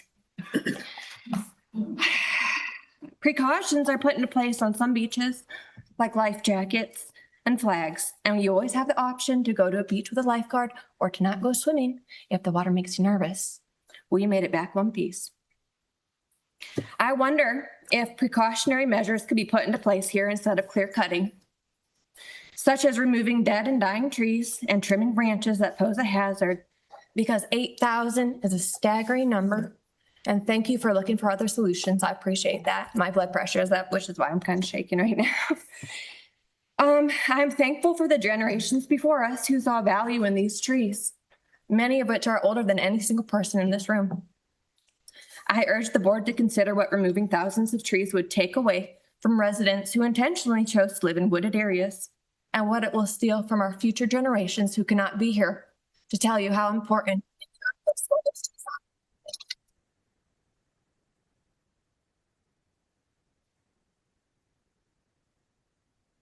Thank you. Just before you start, I just want to let people know, like, these deliberations are happening in real time. So we're making these decisions as you see them happen. There is no other meeting other than this meeting. So be patient with us as we work through this. We will update our websites as things happen. So be rest assured you're seeing the wheels work right now. So next, go ahead. Welcome. Tiffany Sadowski, I was up here earlier already. What you might not know is that I am an educator, specifically a science teacher. I have been teaching life science for 29 years, and I have a master's degree in teaching life science. And in talking about the trees, I'm glad that you're sounding like amendments are possible. That's wonderful. But it might help the audience a little bit to understand how carbon sequestering actually works. Trees use a process called photosynthesis, and there's thousands of little pores all over the top of every single leaf. And they pull in the carbon dioxide from the air.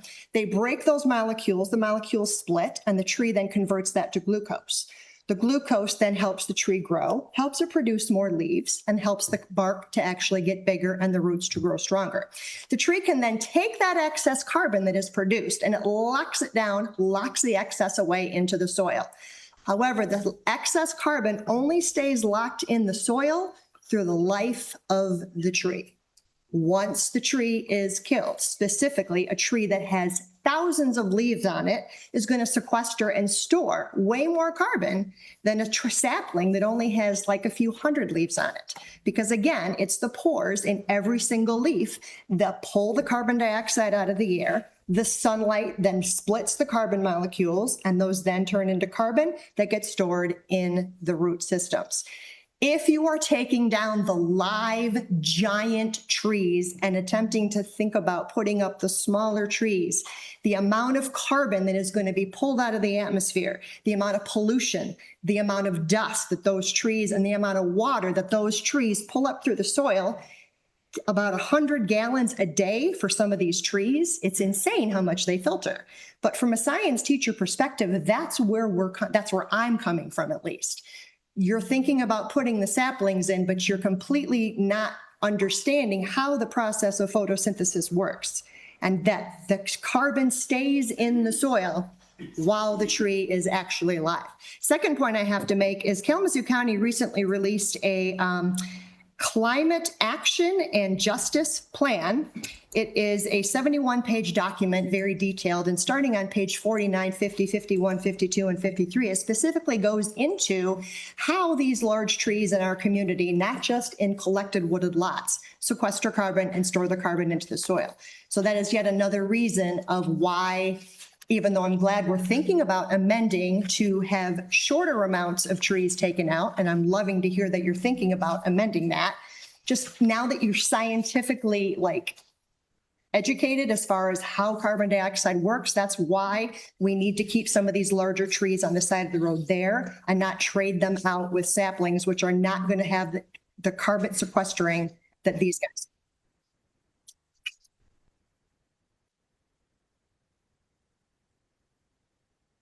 Thank you, folks. I would still urge you to make sure your comments are directed to the new proposal that we just had the county highway engineer propose to us. So next, welcome. Hello, my name is Jimberly Cather-Zepley, 15227 Portage Road, Vicksburg. I was also up here earlier. I'm going to try to keep it short though, because a friend flew out to see me and I've dragged her here. First of all, I want to say I think we did misinterpret the point of the tree replacement the tree replacement policy, and I apologize for that. Unfortunately, it was presented to us and linked in a lot of our minds as the solution to, instead of clear cutting. I think it's fantastic that there are talks of amendments to reduce the trees cut down. I think I am still concerned about the amount of trees cut down. 8,000 is a lot different than 900 for projects. So the new proposal is 4,000. 4,000, that's half of it.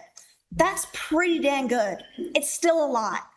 And even if it's not a lot in the grand scheme of things, it is still decisions, incremental decisions that happen every day that are going to preserve or destroy our world. And I would urge you to configure this plan to keep as many trees as possible. I understand that it will be inevitable that some will get cut down, and that it will be inevitable that these trees will die, as all things die. I'm gonna die eventually. That does not justify killing me early, as you are planning to kill these trees. They still have a lot of work to do. They still have a lot of life to live. And I would be far happier to see more trees planted and keep our trees. More trees on the sides of roads that don't have the trees that to provide the benefits that trees provide to our roads. It would be fantastic to see more trees. That's amazing. That's exactly what we need. But it should not be at the expense of the trees that are already here. Yeah, and a quick Google search as I search, and as others have talked before me, much more in depth, shows immediately that the rate of carbon sequestration increases exponentially with the tree's age. I think it's fantastic that these amendments are being talked about. I would urge them to go through, and I would urge them to be even more diligent at preserving the trees that we have. Thank you. Thank you.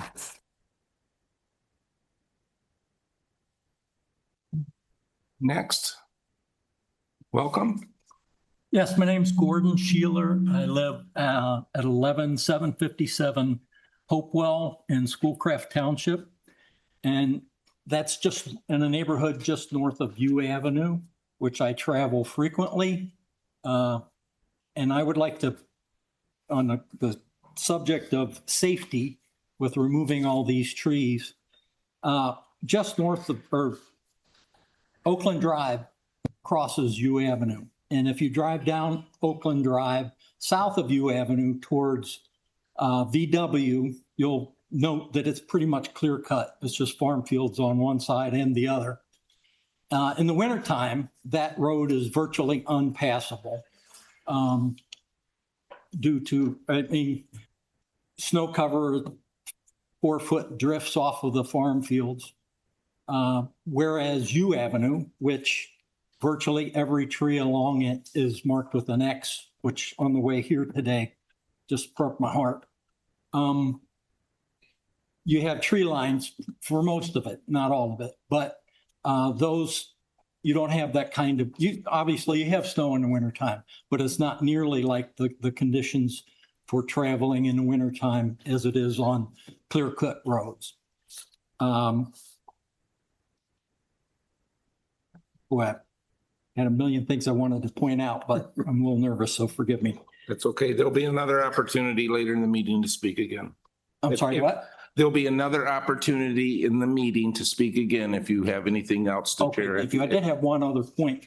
You mentioned earlier that for undeveloped areas where the trees were removed, that the stumps would not be removed.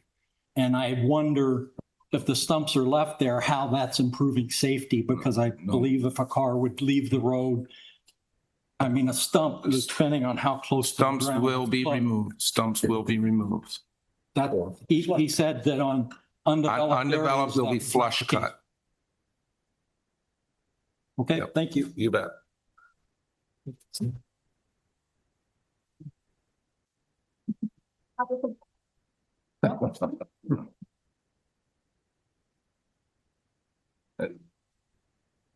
As long as you clean them up when you leave.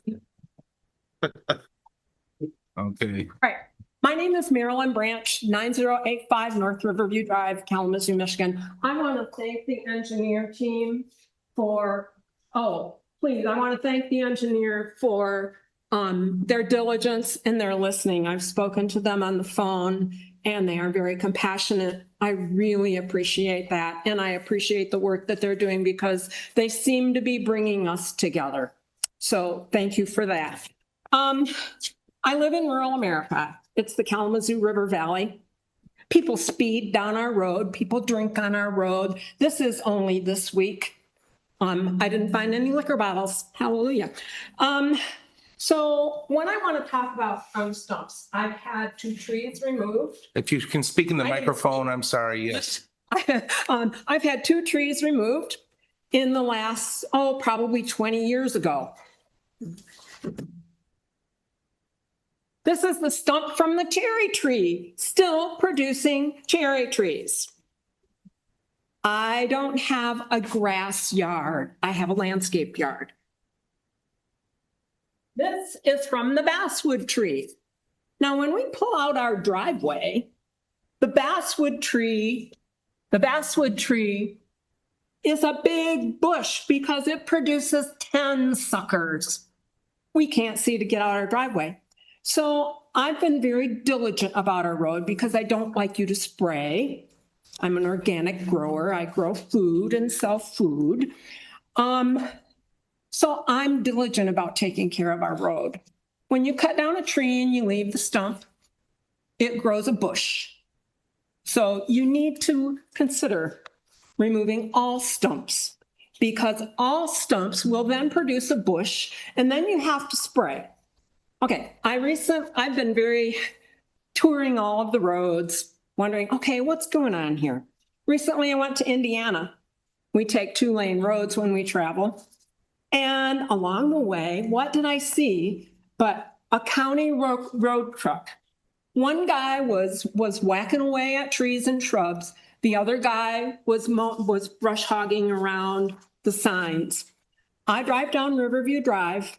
2 signs you can't see because somebody's bush is growing in front of the sign. Is that my time?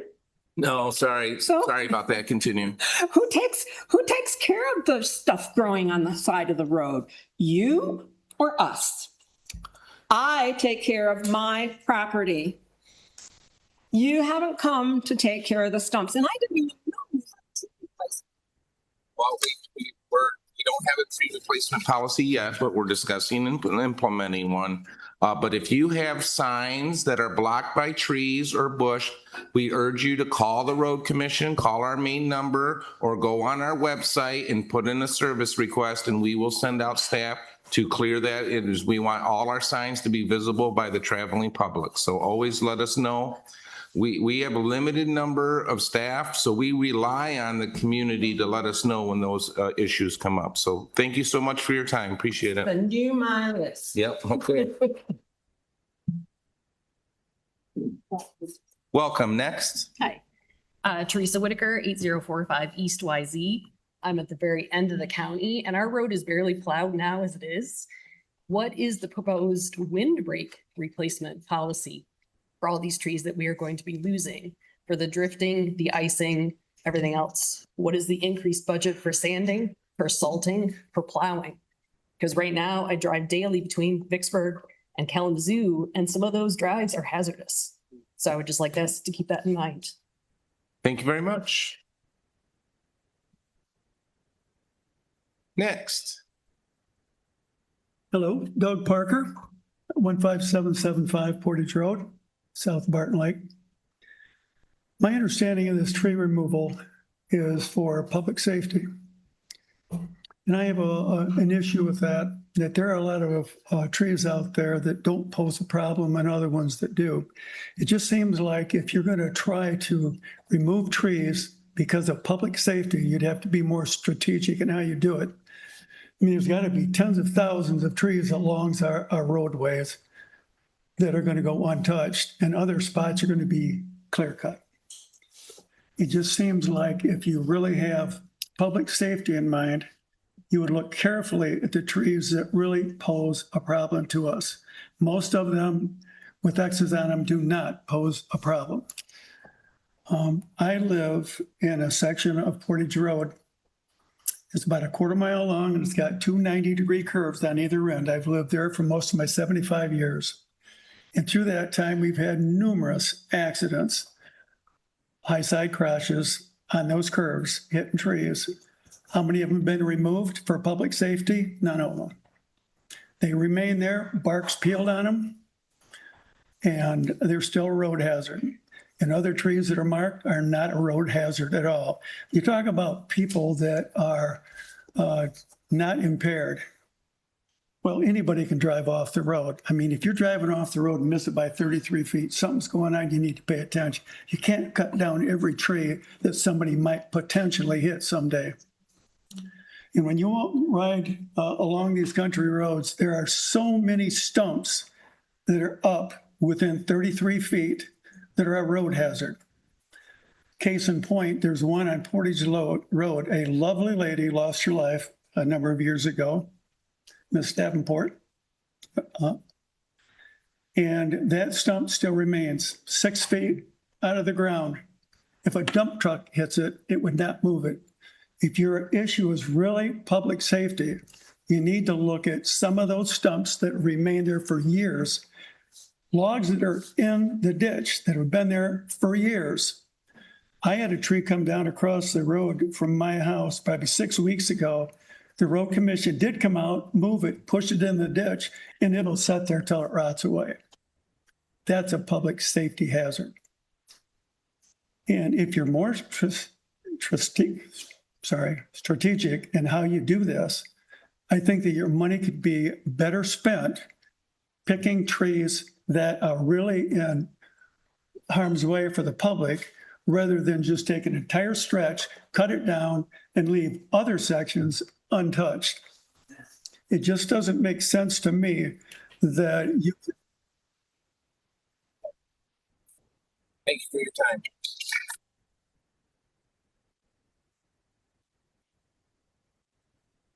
Next, welcome.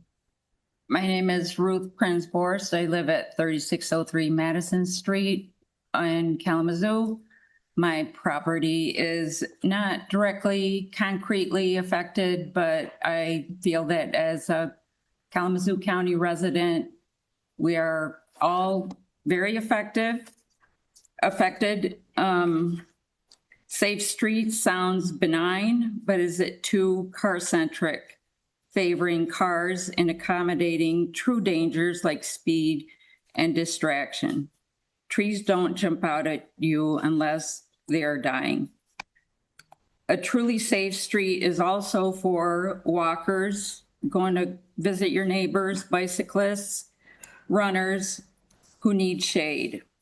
There are also distinct, irreplaceable community, mental health, and commercial benefits. Large trees are integral to the appeal of a place and the journey to get there. Thank you. Next. Welcome. Hi, my name's Kathy Justin. I live at 2880 West C Avenue, Cooper Township. My property is not affected yet, but I don't want to say a lot, but I wanted to read this, and our science teacher has already touched on this. I am reading from a site called scienceinsights.org. It says, old growth trees are highly effective at capturing and storing carbon, helping mitigate climate change. The largest and oldest trees store a disproportionate amount of carbon, with the biggest 1% of trees accounting for 50% of above ground carbon sequestration. Their extensive root systems and biomass also stabilize soil and reduce greenhouse gas emissions over long periods of time. So they function. They do function. And in my neighborhood, and the gal who talked about runners and bikers and stuff, I walk in my neighborhood, and I walk from shade to shade. Wherever the trees are and the road is covered in shade, that's where I walk on. So I appreciate having the trees around in my neighborhood. They only present a danger if someone, and I'm going to tell a teeny story. 3 times this has happened to me this week. Car, truck, and some other vehicle that was going by. And it's, as they went by, it was like Fast Times at Ridgemont High. I mean, we all know what pot smells like, right? Clearly, these people should not have been driving. So, you know, I appreciate that we want to make the roads safer. I definitely agree that we should do things. But honestly, you are never going to stop people from having accidents, okay? That human beings have accidents. It happens. So I'm with everybody else in this room, you know, let's do a more surgical strike rather than just taking away our functioning big trees. Thank you. Thank you very much. Next. Hello, my name is Michelle Smith. I live at 9650 North Riverview Drive, Cooper Township. I was at the last meeting trying to save my 150 plus walnut tree, one of 2 in my yard. Thankfully, my other one is not in the right of way because there was not an X on that. But the one I'm trying to save is 30 feet. So I'm 3 feet shy of it and it's a healthy tree. I wanted to read from your guys' brochure, tree removal policy. I could not find an updated one that was as specific as this one, which are the criteria that you guys use for removing the trees. Per your brochure, what are the criteria for tree removal? So ma'am, just before you go any further, I just wanted to remind you that we're talking about now 17 feet from the side of the road, so. From the side or the center line? From the side of the road. Okay, because Where this. the white line is. Okay, because this, your brochure, unless. Yep, no, we're moving in real time. This is happening right now as you speak, as we speak. So, but continue. I just want you to Even less, this was 8 feet, Okay, you I just know, want- so it was even less than the 17 feet. Go ahead, So- continue, and I'll give you 10 seconds if you. Well, then if you're only gonna give me 10 seconds and not 3 minutes, All then right. I'm not No, gonna. 3 minutes, you get your 3 minutes, and then time I interrupted you, I'll give you that time back. No, that's okay. Go ahead. All right, thank you.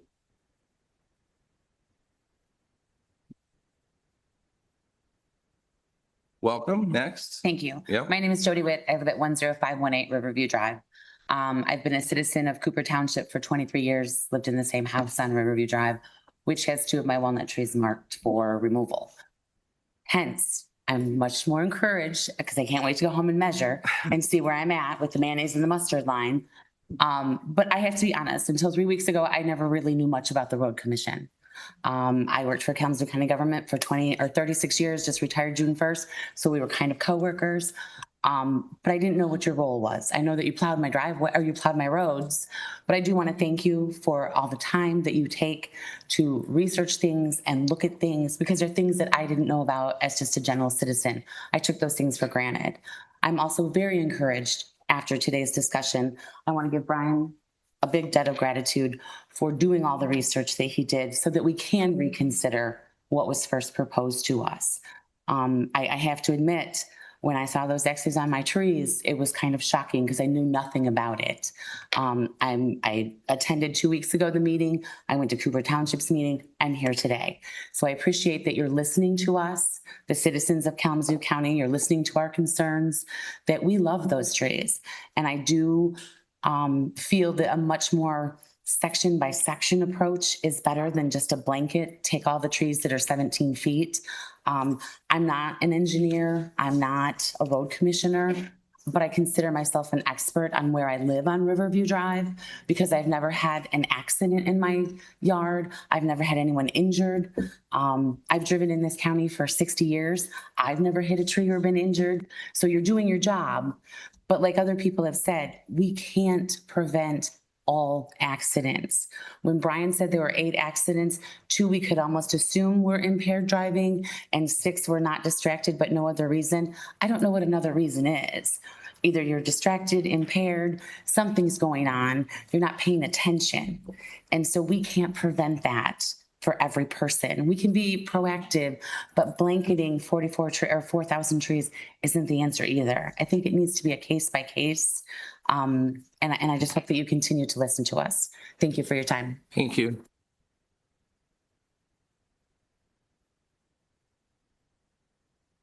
Welcome.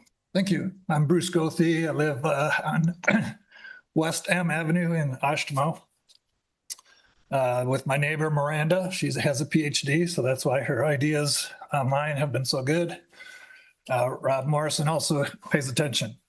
And I echo what's being done. It's talked about, can we use judgment? I would like a summary. 17 feet off the line is, and where does that compare with 33 feet off the center line? If you guys could summarize that, that would be helpful. I'm a scientist, not an engineer. 17 feet is based on national standards that was discussed. So I think it's also fair to talk about national standards of impaired driving, drunk driving, distracted driving. The motoring public needs to be safe. The motoring public ain't paying attention to what they're doing. They need to be driving and not doing anything else. I don't think we need to can ever make it 100% safe.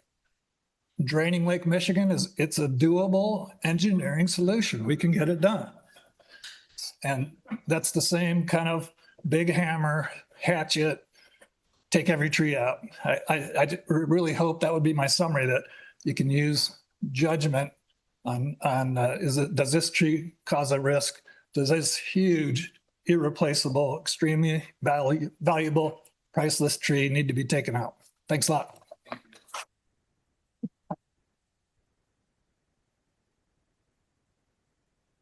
Next. Brad Sadowski, also go by Brian now. Options that you talked about here, option 1, option 2, and option 3. Glad to see the road commissioner considering these options. I'm also glad to hear and maybe need to understand a little bit better about the amendment option versus option 2. I think there's also been confusion and maybe some deflection on purpose. There's only really been one request here. We've been pretty consistent throughout, and that is we would like you to change the scope of work to stop eliminating the clear-cut removal of 8,000 trees and only remove the trees around intersections to improve visibility and remove the dead trees and dead limbs that do cause accidents and falling trees and extra debris cleanup. Andy, you made our point for us, talking about the dead trees on your road. Those are exactly what we would agree that would be included in the SS4A program that would be removed. So I also think that there's a little bit of a blurred line. When I first came to these meetings, I asked the question back on May 20th, can any changes be made? And it was made very clear by Travis and Mr. Jim Hoekstra that no, it cannot. We would jeopardize the entire $25 million. I think I've proven to this board that that is not in fact true, that these can be amended.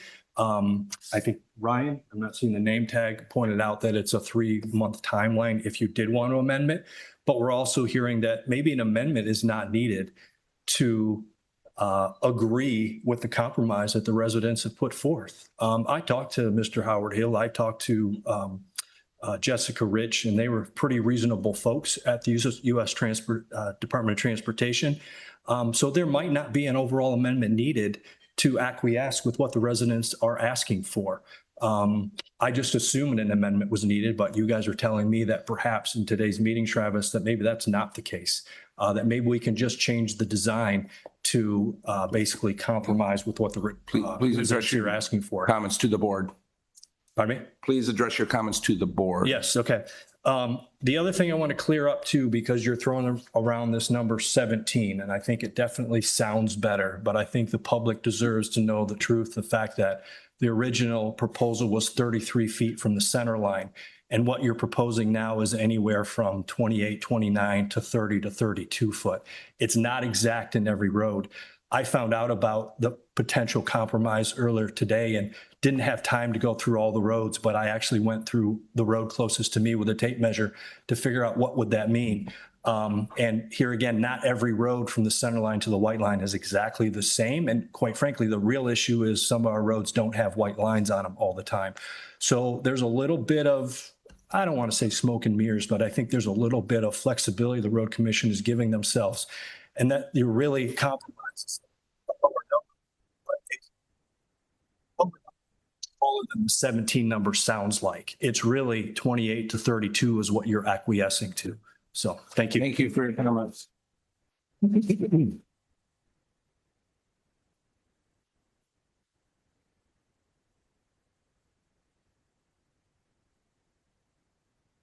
Welcome. Thank you. Kurt White, Schoolcraft, UAG. I would like to work with somebody from the county to take a look at the trees that I've marked on our property. There's some dead ones. I would just assume you guys get them out of there. There's some full-grown maple trees that are dying. One of them fell down. You had to push the limb off the road. Those need to be gone. But most of them don't. But if we can kind of come up with a compromise, that would be wonderful. We've had a few accidents where people hit trees. Most have been like 30-some years ago, and most of them went straight through Avenue, right on the S curve. Both of them are motorcycles. One is getting chased by the police. Hit a tree, died. It was more than 33 feet from the center of the road. The other one must have been speeding, ended up in the marsh on the other side for a week before anybody found it. But it didn't affect the rest of the trees that were there. So I appreciate it if someone would come out and just take a look. No pressure. Thank you. Thank you very much for your comments.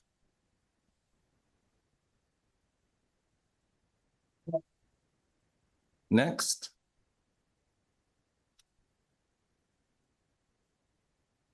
Welcome. Hi, my name is Ruth Mankowski. I live at 4300 Londonderry Avenue, Kalamazoo. I don't have any of the trees that are affected on my property. I don't think it matters if it's 17 feet, or 30 feet, or 33 feet. I think what matters is that your goal of preservation also includes the goal of making life better for everyone. I hear a lot of anecdotal stories about wagons and maple trees. I hope that you're involving arborists. I mean, that's nice, but I also hope sincerely that you're listening. I get the impression that some of you are, and I get the impression that some of you have your minds made up and you're just going through the motions. And I hate to say this, but I do suspect that that's why a lot of people haven't received notifications about something that affects not just Kalamazoo County, but all of us in Michigan. This is not something to take lightly, and I do feel like there's a railroading thing happening. I do feel like some people are actually listening. Nice to have it down to 4,000 instead of 8,000 as a potential thing. But there is something that I perceive as deception. When you talk about people are going to be responsible for paying for half of the trees that are cut down, that's actually not true. If I have 3 trees in my yard and you take out 3 and you're going to replace them with 2, and I'm going to pay for half of that too, but I want to end up with 3, the math is easy. It's not that I'll be paying half. I'll be paying half for tree A, half for tree B, 100% of tree C. So the whole idea of making decisions without informing people is abhorrent. And I take great offense at that. And I do think that there is a rush that's not necessary. And I think that there's not enough listening. When I was a kid growing up, one of the things the nuns told us is your rights stop where other people's rights begin. And I think that you really need to look at the people who are having not only to pay for trees, but having to breathe the air. I think we all remember the debacle on Oakland Drive years ago, when those people lost half of their front yards or more and ended up not just losing property value, but having to pay a lot of money to have those trees taken down.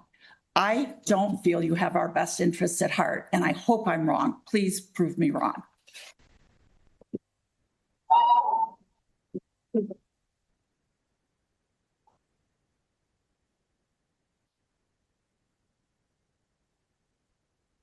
So I already spoke once before, but I've got to say something again. I've only been on the fringes of the involvement. And when I look out here at all these people, I'm amazed that I haven't heard anybody from the other side who wants to take down all these trees. So if we're looking at a voting public, right now, from my perspective, not counting the already elected officials, it looks like it's pretty much unanimous. And I think that we should be listened to, and I hope we are being listened to. That's all I have to say.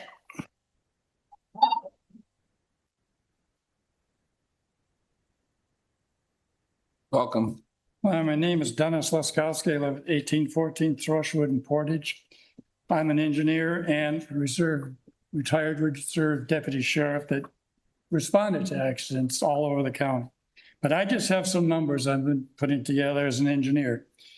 The annual oxygen output of a mature tree is 50,000 liters per year. The lifetime oxygen tree per mature tree in weight is 3,300 kilograms. Now, this is based on, I reduced everything down to 4,000 trees too. And it's 7,250 pounds of oxygen. That works out to be, for 4,000 mature trees, that's 264 million kilograms or 58 million pounds of oxygen.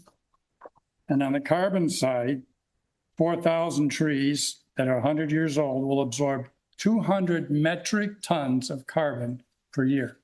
So that's what we're impacting it, how we're impacting the environment. And relating to the accidents, I have knowledge of a couple of them. He said 2 of them were possible drunk drivers. One was a tree that fell on a car from a couple from Indiana about 3 years ago, and one was a suicide. So that takes you down to 4 accidents in 40 years. You're going to take down 4,000 trees because of that. Doesn't make sense.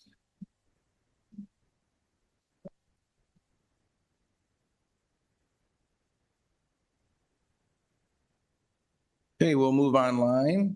Rob Morrison. Good afternoon and thank you. I'm Rob Morrison. I live at 5188 Green Meadow Road in Oshtemo. And while I was researching this issue, I did find a historical article published in the Transportation Research Record, and it's based on a 1986 report from the Department of Transportation, Federal Highway Administration. It's called Guide to Roadside Management of Trees. Both of these are available openly on the web, and they have historical research, and I think their findings are instructive for today's conversation, so I'm going to share those with you. This report examined 500 vehicle accident sites in Michigan, found that drinking was a common factor in vehicle tree collisions, and additional factors were speeding and also happening at nighttime. They reported that no single factor of the road environment accounts for all the accidents, and that treatments should address safety and environments. One of their I call findings is that tree removal is only one of many alternatives, and that negative environmental impacts of tree removal can include loss of shade, visual buffer, wind protection, protection against soil erosion and sedimentation, and change in landscape character. Multiple traffic calming measures have proven effective, and they identify curved roads as prone to higher risk. So one, I think, major conclusions is that selective and targeted tree removal is called for, but clear cutting is not. They also, at the end of the article, provided a list of tasks that are required to solve this problem. And that one is to identify and verify high-risk sections of roads.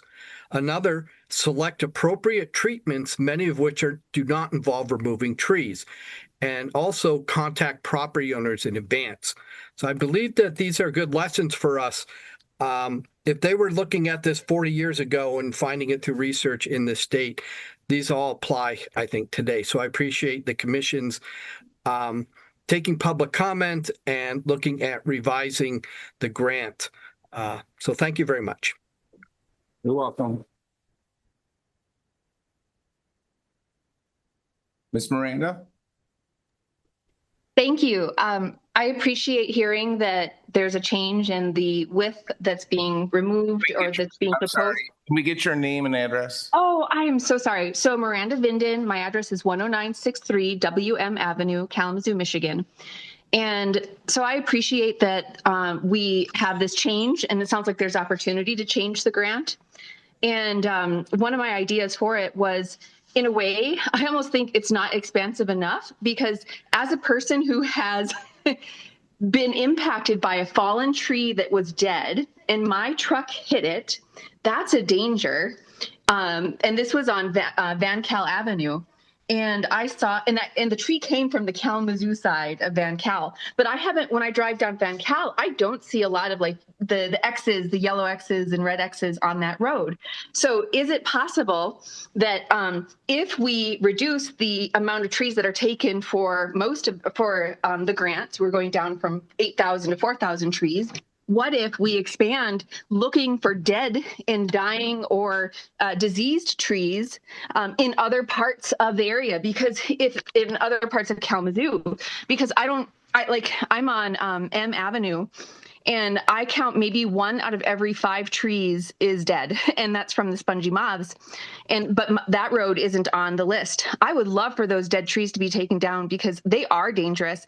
Those things come down during every windstorm, during every ice storm, and it's a huge pull on resources from the county in terms of first responders and people coming to collect those trees and remove them, and access for ambulances to go down roads. So you talk about like wanting to save human life, and I think that's a very noble goal, but maybe we can do better. And by expanding, ironically, the footprint of where we want to care for the roads and manage the roads. And instead of clear cutting, why don't we do that target approach, and maybe we can actually help more people.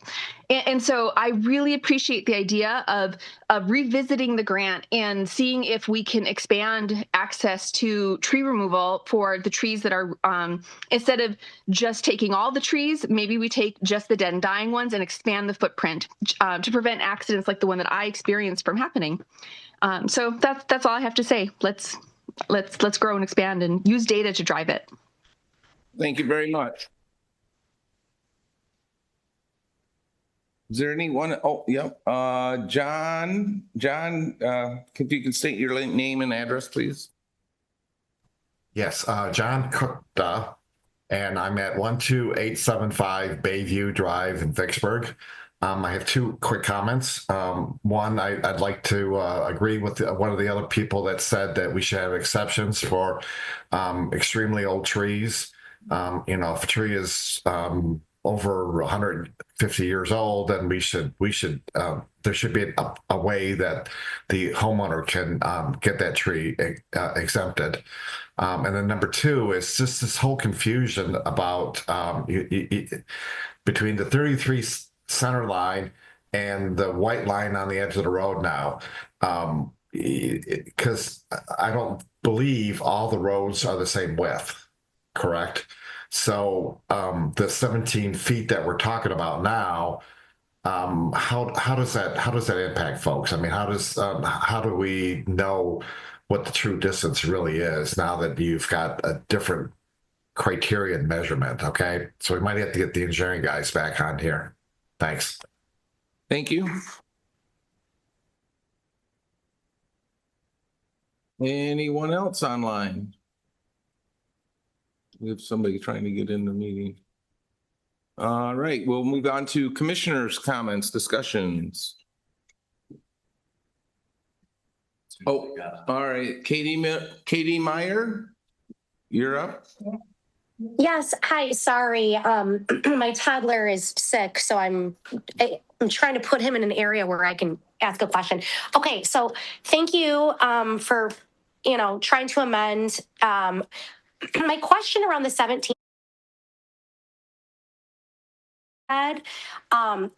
Could we get more details surrounding this? Because truly, if it's 17 feet off of the side versus 33 feet off the middle, that really that's a matter of feet difference, like he said. So that's concerning. I was initially very happy with, okay, we're going to do 8,000 to 4,000, and it's fabulous. But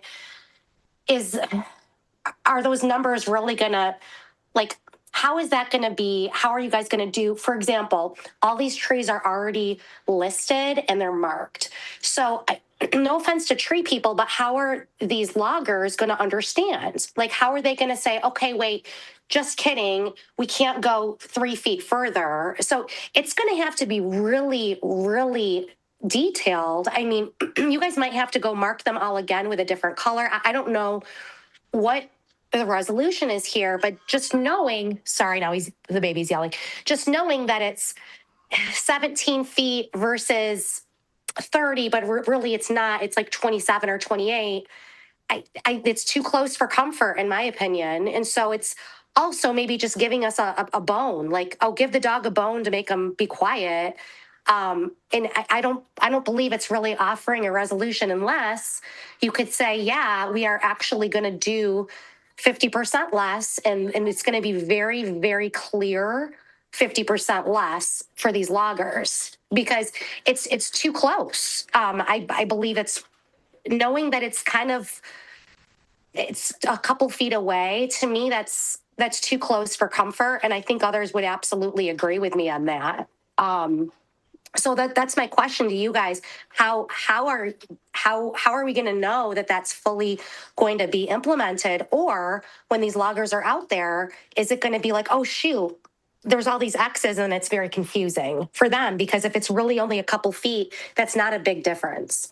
So that's my main question for you guys. That off of the 17 feet rule, that I would really like major clarity on. If you guys could provide, shed some light there, I would really appreciate it. Thank you. Thank you. Thank you.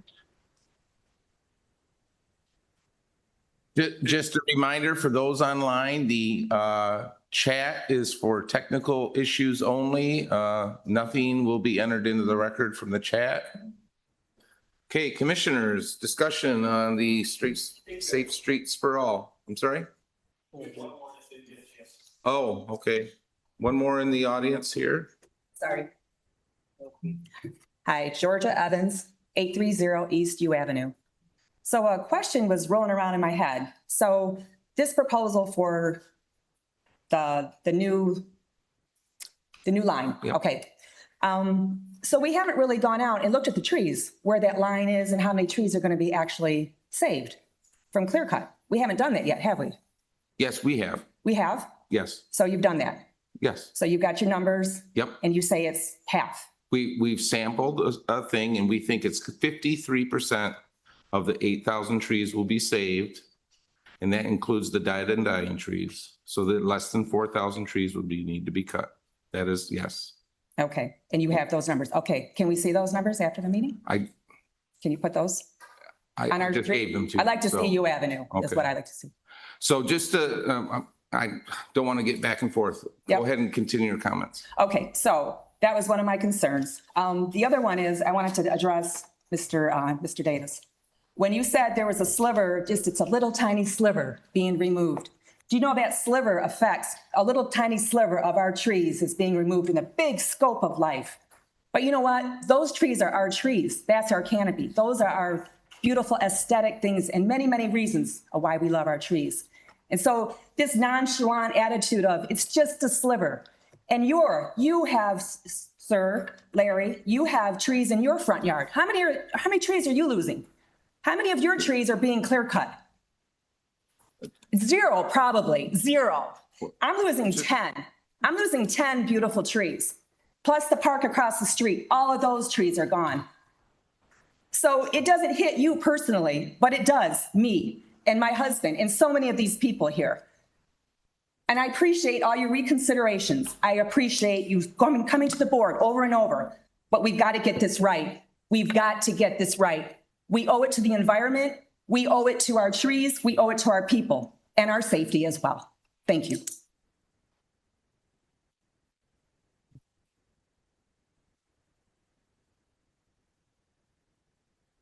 I would just urge that people use their comments in a professional manner and not personally at any one individual. All right, commissioner comments on this. Please. Yep, Commissioner Davis. Once again, thank you all for being here and enduring this with us and being part of the process. That's super important to me. There are some corrections and clarifications. Who's my teacher in the room? Thank you. I think sometimes in sciences, unless we're talking about the same terms, sometimes we can cross our connections. You're absolutely right. And I think my comments about sequestration were about number of tons per cubic hectare that could be put away as quickly as possible. And I think on that, the younger trees win. But in the longer term, you're correct that the larger trees hold more for a longer period of time. So I just wanted to say thank you for that. You're a good teacher. There was someone in the crowd was saying that you're the voters and we're the elected officials. I hate to break it to anybody, but we're not elected officials. We're appointed officials. Nobody elected us to be here. We're here as we're volunteering our time and put our, so we're doing the, we get a small stipend for attending our meetings, but we weren't elected. And unfortunately, they'll never have a chance to kick me out of office. Unless I do something really stupid.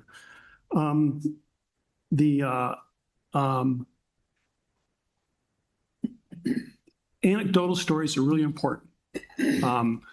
Georgia, since you were looking right at me earlier, your trees are really important to me because those are my trees too. When I was young, one of the most beautiful things I did in the day in the summertime was when my mom would drive us from the north side of Kalamazoo, where I grew up, down to Gordon Lake and go swimming. And let me tell you, as a city kid, going, that was that country drive meant a lot to me, still means a lot to me. Yes, I think of things in a big picture sometimes. And yes, I know that the number of trees that we're talking about, 8,000 trees, is 0.04% of the trees in Kalamazoo County, right? It's so, that's just a dry number, right? It's pretty, it's a good estimate that we're looking at, like removing a half of a percentage, maybe 100th of a percentage. So but what's important, isn't just that number. It can be real, and at the same time, your sincere love, appreciation, and commitment and relationship to those trees is real. Okay, I'm not trying to minimize that by using statistics in that way. And someone here mentioned the tunnel of trees. Who is that? Are they still here? So I have a personal story about the tunnel of trees, but if they're not here, I don't want to waste it on everybody else. Because once upon a time, I walked from Kalamazoo to the tunnel of trees, and then I walked all the way from Harbor Springs to Cross Village in the tunnel of trees. So I'm pretty familiar with that. But in terms of how does that relate to us in Kalamazoo, and about the idea that these can be focal points for tourism and bringing people into our community, that's important. But at the same time, we have to remember that the tunnel of trees exists because it goes from Harbor Springs to Cross Village, and it's very specific. It has a very, where it goes through, it's a lovely thing. But could that exist in Kalamazoo? Would it have a purpose in Kalamazoo? We would have to have that discussion, but it's definitely sits in a unique position, right? It's along Lake Michigan. It's amazing. I hope all of you have an opportunity to walk those 20 miles someday.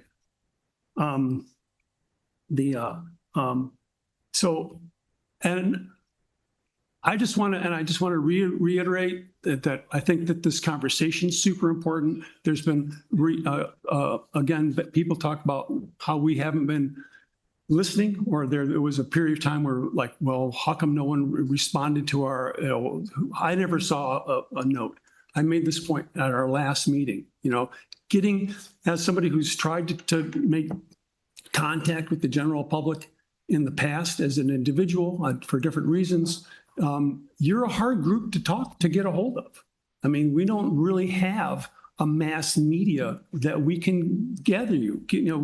We don't have it in our budget to send out a mass mailing every time we have to consider something. We rely on you both as our eyes and ears in the community. We are hearing about like dead trees here and something there. We don't have the staff or the time to like go out and micromanage every last mile of road, 1,600 miles. We need you to help us. And you're coming here and bringing your wisdom and your knowledge and your experiences helps us form better policy. And we're going to do the best we can given the constraints we're given. Please. Thank you. Anything? Okay, thank you, Commissioner Davis. Other questions, or excuse me, other discussion, commissioners? Vice Chair? Pleased to see potential for compromise. Understand it to be in the design criteria. Excuse me. Sorry about that. Mike. Backing up, if I can recall, help me out if I. Nice compromise. You said. Compromise. I see grounds for that. You've asked for it. I think there's a lot of judgment being exercised in this project. I think our county engineer demonstrated that. I don't know if we'll all get to we feel good, meaning you do about your tree in your yard. I think we'll be a bit heartbroken if it has to go as well. We value our trees too. I don't happen to live on a street. That's part of the Safe Streets for All. But another point, a big chunk of my working career was working on water and sewer projects, so to speak, on your streets, in your yards, alongside your trees, by your driveways. What I always thought, or how I was trained or advocated to me, was the residents on the street are our customers. So I value what you say. I hear what you say, what our ultimate decisions are. Understand I'm processing it in very, very complex, multiple inputs. But it's you, the people, that, so to speak, pay the bills for the roads. But I want to share, you as citizens, as a group, have responsibility. We've heard about these trees. You've advocated like we have not, I've never experienced in my 9 years on the road commission. Where are you in terms of speeding? Citizens set the speed by Michigan law. Where are you asking for stronger enforcement, more education? I hope you will advocate to a much higher level to those more responsible for those things than us. We are not the enforcement arm. We are not the educators. So please make your voices heard in those other arenas too. Thank you for your comments. We take them seriously. Thank you, Vice Chair. Other comments, discussion, commissioners? I'll just mention a few things just to clarify some issues with people.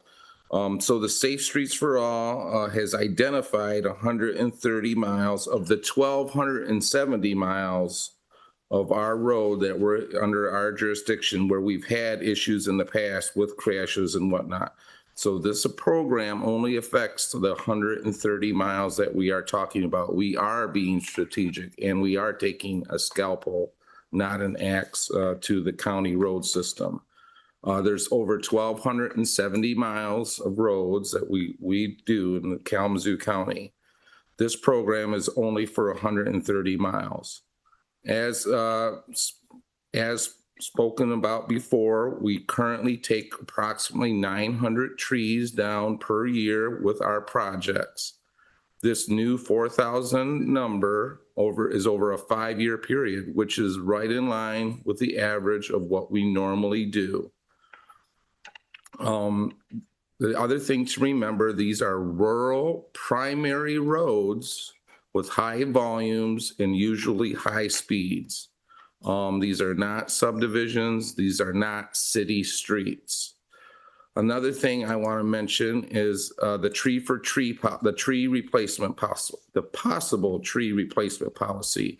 As it's currently written, we would replace 2 trees for every 1 tree we cut down. There would be no 3rd tree that would have to fall 100% on the resident. That's not the case. I want to mention a couple of roads. We will be converting some roads to all-season roads. When we convert a regular road to an all-season roads, we have to expand it, and those trees will be cut whether this program proceeds or not. That will still happen. And specifically, I'm going to talk about Portage Road south of W Avenue. It will be converted to an all-season road in the future. The vice chair talked to us after the last meeting to do a bus tour. We do a quarterly bus tour with our road commission, and we go out and look at projects. We are moving our August bus tour up to July, so we will be going out as a road commission to look at these projects, specifically what's going to be happening as things go forward.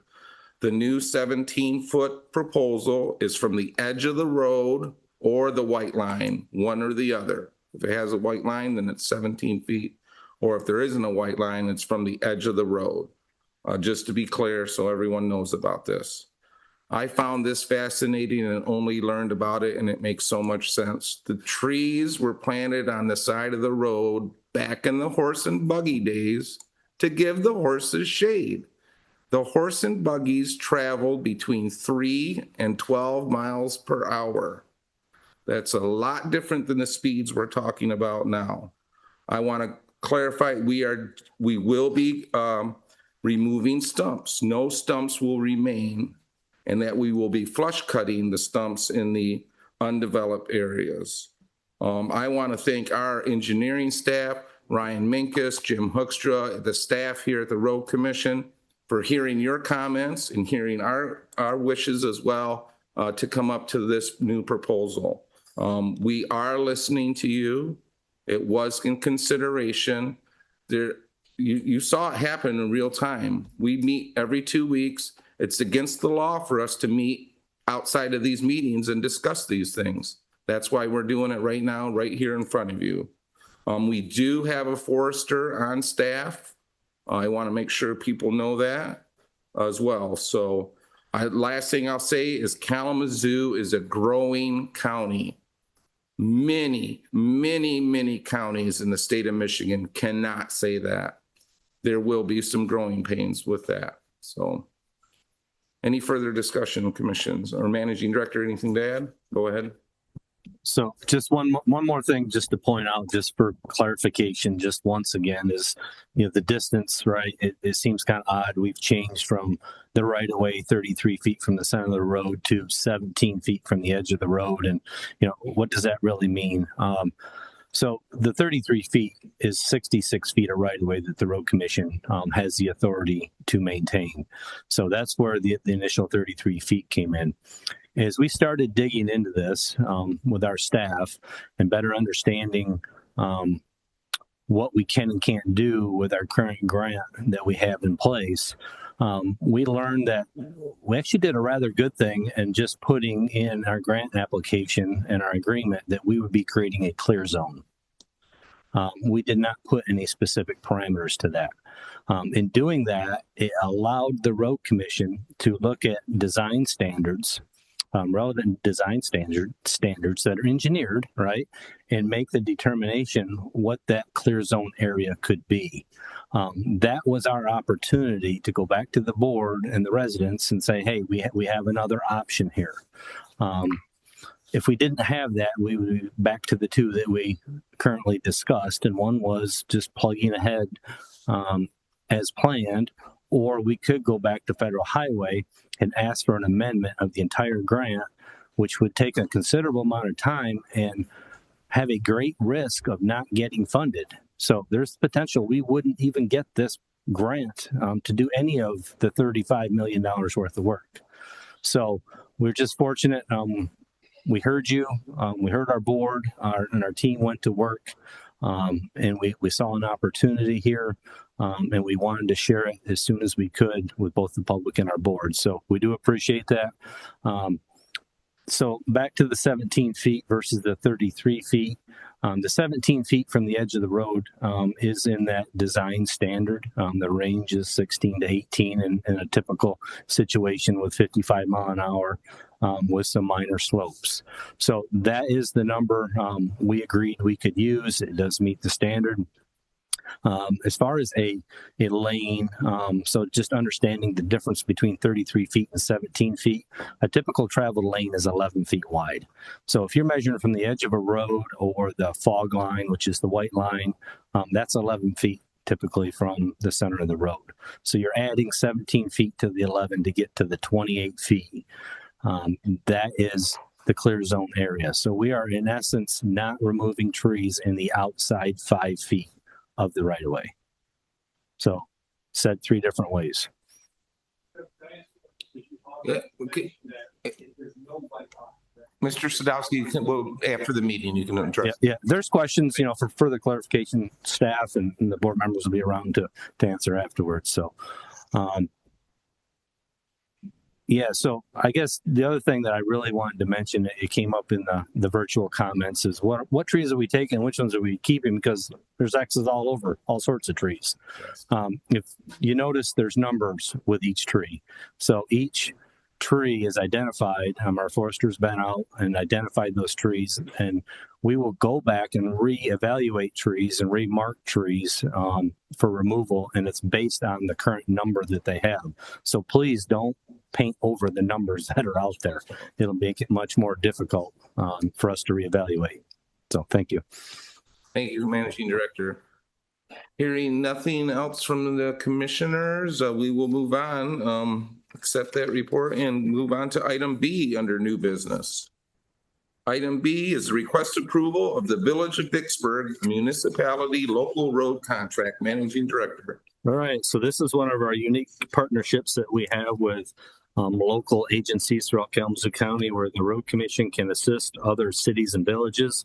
Particularly in this situation, the Road Commission would be entering into a contract with the Village of Vicksburg to do some chip seal and fog seal work on 3 roads within the Village of Vicksburg. They include Richardson Street, Silver Street, and Wilson Street. So with that, we do appreciate the opportunity to collaborate with our neighbors, and we recommend that the board approve the Village of Vicksburg local municipality road contract for the chair's signature. I will say we initially didn't have the contract in hand at the time we put the board packet together, but we do have it today for the chair's signature. A motion would be in order. Support. We have a motion by Commissioner Kennedy with support to approve the Village of Vicksburg Municipality Local Road Contract. Is there any discussion about this specific item here from the audience here in the building or online? Or commissioners? Vice Chair, do we have anybody from the village? I don't think so. I don't have a value of the contract in my head, so I'd like to hear what its value is and then who's paying for the project. All right, so the total cost of the 3 roads, the entire project lumped together, is $33,206. The cost of this project would be 100% borne by the Village of Vicksburg. So no Road Commission dollars in this project, but this is an estimated cost of the project. The Road Commission would only charge actual cost. So if it's something more or less than the estimate, the village would be responsible for the entire cost. Thank you. Any other discussion from commissioners? Hearing none, all in favor of approving item B, the approval of the Village of Vicksburg Municipality Local Road Contract, say aye. Aye. Those opposed say no. Motion carries. Next is item C, request approval of the 2026 County Road Association Self-Insurance Fund, CRASIF, Board of Trustees election ballot. Managing Director. All right. So there's an opportunity here for the board to vote on 3 candidates for the County Road Association Self-Insurance Fund, which is our workers' comp liability pool. Board of Trustees, there's actually 3 seats available. There's 2 3-year terms for the Southern Michigan region and 1 for the Upper Peninsula Road Builders Association region. So with that, we recommend the board approve the voting for the board, including Tom Doty of Mackinac, Beth Hunt of Lenawee, and Loretta Humphrey of Muskegon for the CRASIF Board of Trustees for 2026. A motion would be in order. So support. We have a motion by Commissioner Davis with support to approve the request of the 2026 County Road Association Self-Insurance Fund Board of Trustees election for Tom Dottie of Mackinac, Beth Hunt of Lenawee, and Loretta Humphrey of Muskegon for the CRASIF 2026 Board of Trustees election ballot. Is there any discussion about this item for anybody in the audience or online or commissioners? Vice Chair. It's being around a few years. I think I've met all these people in my time here, and I appreciate their willingness to serve. That's all. Thank you very much. Any other discussion, commissioners? Hearing none, all in favor of selecting Tom Dottie of Mackinac, Beth Hunt of Lenawee, and Loretta Humphrey of Muskegon for the CRASIF 2026 Board of Trustees election, say aye. Aye. Those opposed say no. Motion carries. Next is item D, request approval of the 2026 Michigan County Road Commission Self-Insurance Pool, CRASIF, Board of Directors ballot. Managing Director. All right, so the CRASIF board is our liability pool. So they're also looking for candidates for their board, and they actually have 2 open seats and 3 candidates. So there's 1 open on the southern ballot, which there are actually 2 candidates and 1 at large. So with that, the at-large position, we are recommending Brett Laughlin from Ottawa County as the at-large candidate. And then also, we are recommending Deb Kestner from Saginaw County. She's a commissioner there. She's been with Saginaw County as a commissioner for over 12 years. She's been on the CRASIF board for 3 years. She's also served on the Association of Southern Michigan County Road Association board and was the president of that for 4 years. So she does have pretty extensive experience serving as a road commissioner, where the other candidate was actually new to the road commission in 2025. So with that, we request approval of the 2026 Michigan County Road Commission candidate for the Southern Representative to Brett Laughlin, Ottawa County, and to Deb Kestner for the, and Brett for the at-large and I said it backwards, didn't I? Yeah. So Brett for the at-large, and then Deb Kestner for the Southern Representative. A motion would be in order. Is there support? We have a motion by the Vice Chair with support to approve the recommended board of selective candidates for the CRASIF 2026 Board of Directors ballots. Is there any discussion on this from the audience here in the building or online or commissioners? Vice Chair. I grew up in Ottawa County. There's a tunnel of trees in Ottawa County called Lakeshore Drive. Brett Laughlin of Ottawa County Road Commission today is the managing director there, overseeing, so to speak, that tunnel of trees. I've bicycled that since I was a teenager, starting in the 1960s, and I still bicycle it today. That tunnel of trees. Today, it is no longer just a 2-lane road. It has paved shoulders. It has non-motorized pathway on it. Life changes. I miss the 2-lane road. but I love biking the paved shoulder. I don't like biking the non-motorized path because it's bumpy and hazardous when you're traveling distance, but tunnel of trees, Ottawa County, and aside from this vote, but anyway, I brought it to my memory. Thank you. Thank you. Brett does a great job up in Ottawa County. I know that, known him for many years. Any other discussion, commissioners? Hearing none, all in favor of approving the board candidates, Deb Kreshner from Saginaw for the Southern Representative and Brett Laughlin from Ottawa County for the at-large McChrysip 2026 Board of Directors ballot, say aye. Aye. Those opposed say no. Motion carries. That'll take us to our second public comment on non-agenda items. If anybody has a comment on the non-agenda items for the road commission, now's your opportunity. You have 3 minutes to state your name.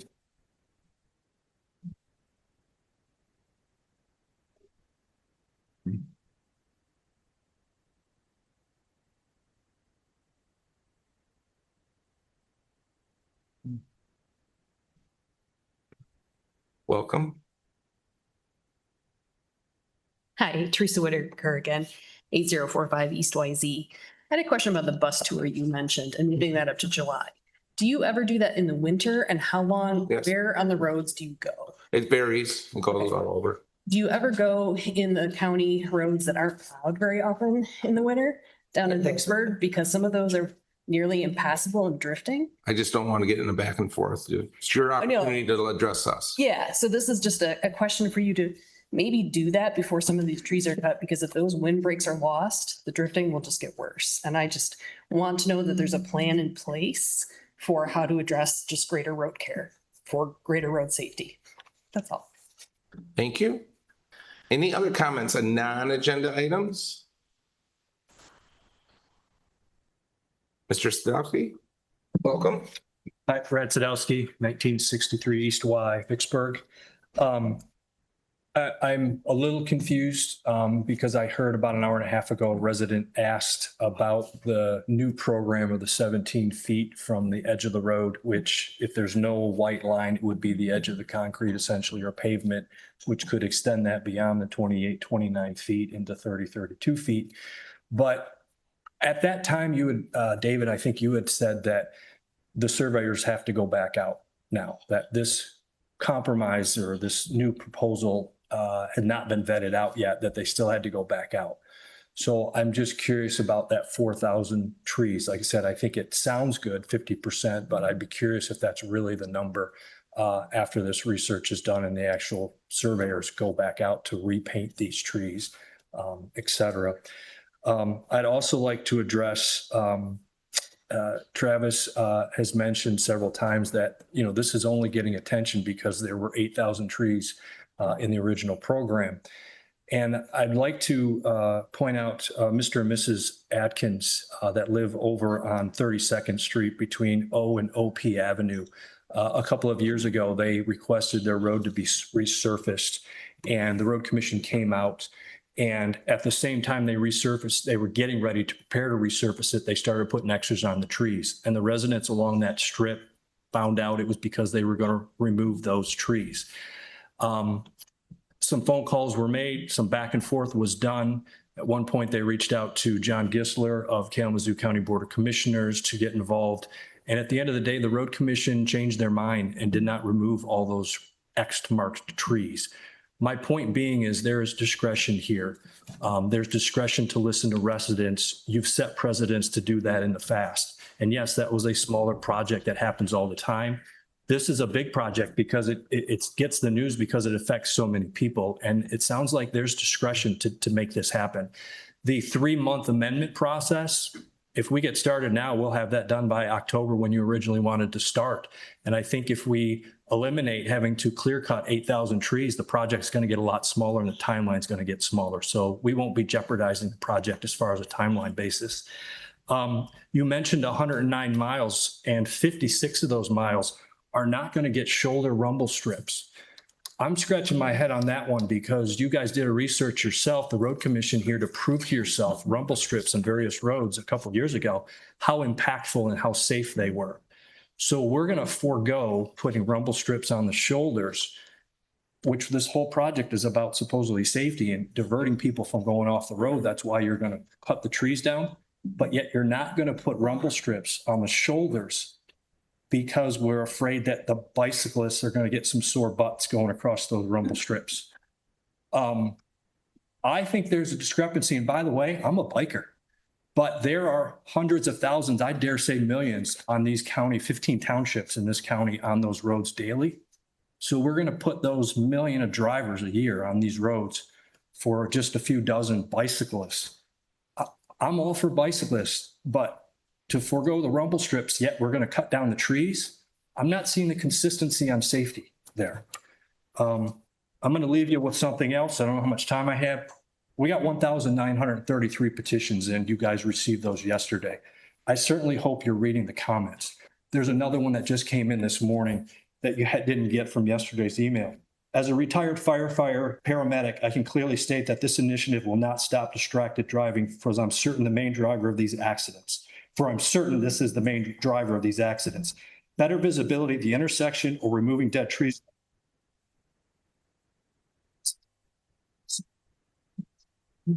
In certain areas, by attempting to solve one problem, another problem may be unfortunately created. That's the point we've been trying to make here all along, folks. This clear cutting is just not a great idea. Thank you. Thank you.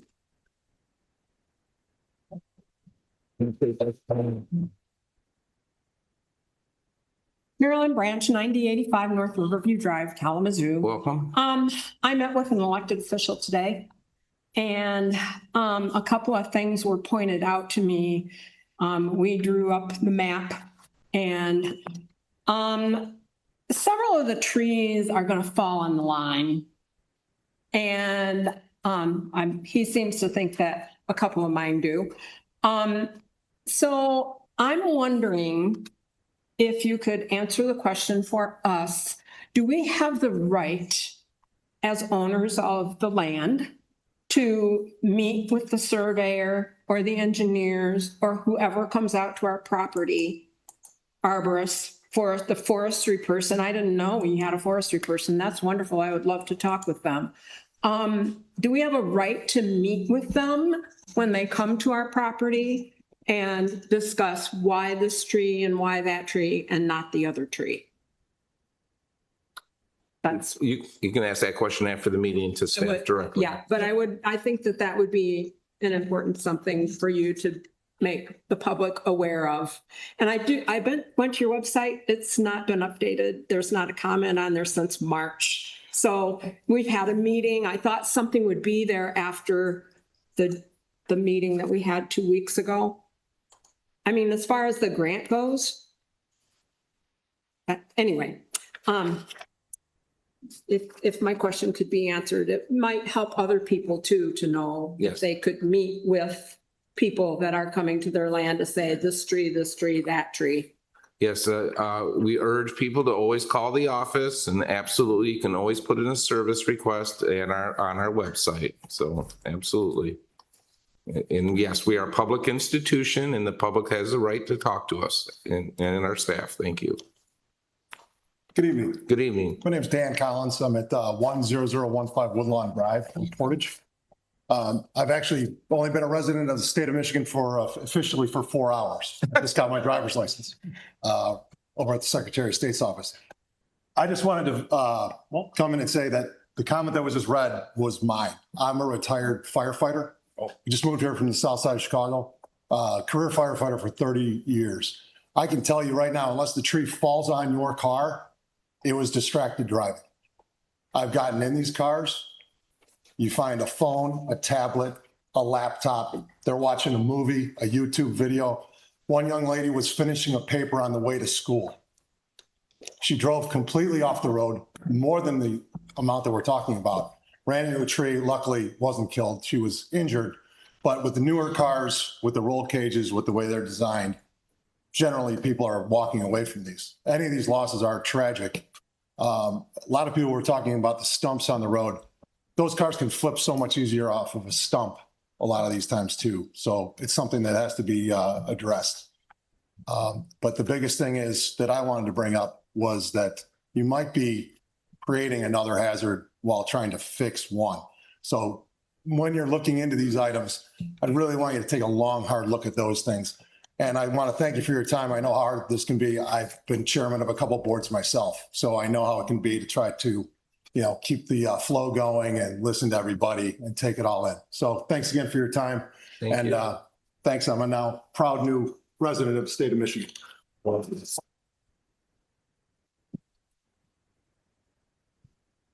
Well, welcome to Michigan. And just to clarify, we will not be leaving any stumps. They will be clear cut. They will be flush cut in undeveloped areas, and no stumps will remain in the road right away. Okay, we have some comment online. Katie Meyer. Katie. Hi, thank you. Yeah, I was not able to comment earlier about the tree policy, so I wanted to bring that up now if I can. This is actually a time for non-agenda items. Oh, okay. Okay, never mind then. Yeah. I'll wait for that then. No, we're done with that comment period. I'm sorry. Oh, okay. If there's anything else you would like to speak about, you're more than welcome to. No, I mean, just thankful that you guys are listening. And again, I'm going to reiterate the fact that if we can get information on, I'm still failing to understand thank you to the clarification on that. So it's it's a 5 feet saved on each side, which is fabulous, but I still am having a hard time wrapping my mind around the fact that, like, how is that going to be 8,000 trees to 4,000? So I really, if you guys can be wildly transparent for us on how only saving 5 feet on each side is the equivalent of 4,000 trees, I would really appreciate it. If you could get that data, that would be great. And I would really appreciate that. And thanks again for listening to all of us. Thank you. Is there anybody else online that would like to speak on a non-agenda item? Seeing none, managing director's time. All right, I have nothing this evening. Okay. Commissioner's time, Commissioner Kennedy. I always go first. Yes, because you're the lowest seniority person. Thank you. Well, I wanted to thank everyone for being here. We do listen, and sometimes we need some prompting, and I think that it's always helpful. And I'm just going to read something that I put together. As Kalamazoo County joins communities across the nation in commemorating America's 250th anniversary, we have an opportunity to celebrate not only our nation's founding, but also the values that continue to shape our community. This milestone invites us to reflect on 250 years of history, recognize the progress that we have made, and consider the responsibilities that we share as citizens. Throughout the coming year, Kalamazoo County's America's 250 events, including historical exhibits, educational programs, community conversations, concerts, and other public gatherings, will bring residents together to explore our shared history and envision the future we hope to build. These events are an opportunity to learn from one another, celebrate communities' diversity, and strengthen the connections that unite us. As we approach Independence Day and other commemorative events, fireworks will once again be part of many celebrations. For many people, fireworks are a cherished tradition that symbolizes freedom, resilience, and national pride. Many veterans enjoy these celebrations with their family, friends, and neighbors. At the same time, we recognize that some veterans, particularly those living with post-traumatic stress disorder, PTSD, may experience fireworks differently. The unexpected sounds and flashes can trigger difficult memories and create significant distress. This experience is not universal among veterans, but it is an important reminder that our celebration affects people in different ways. As a community, we can honor both our traditions and our neighbors, giving advance notice before setting off fireworks, attending organized public displays, following local ordinances, and being mindful of the timing and duration of neighborhood fireworks are simple acts of consideration that allow us to celebrate while respecting those who may be affected. The strength of Kalamazoo County has always been found in the way we come together, especially during moments of significance. As we commemorate America's 250th anniversary, may we celebrate with pride, reflect with gratitude for those who have served our nation, and demonstrate the respect and compassion that help make our community a place where everyone feels included. By honoring our history while caring for one another in the present, we ensure that the values we celebrate, freedom, service, and community, continue to guide us from generations to come. So I'm hoping everyone will be out there just learning about history, celebrating, and just being careful for our veterans and everyone in our community and our own homes. Thank you.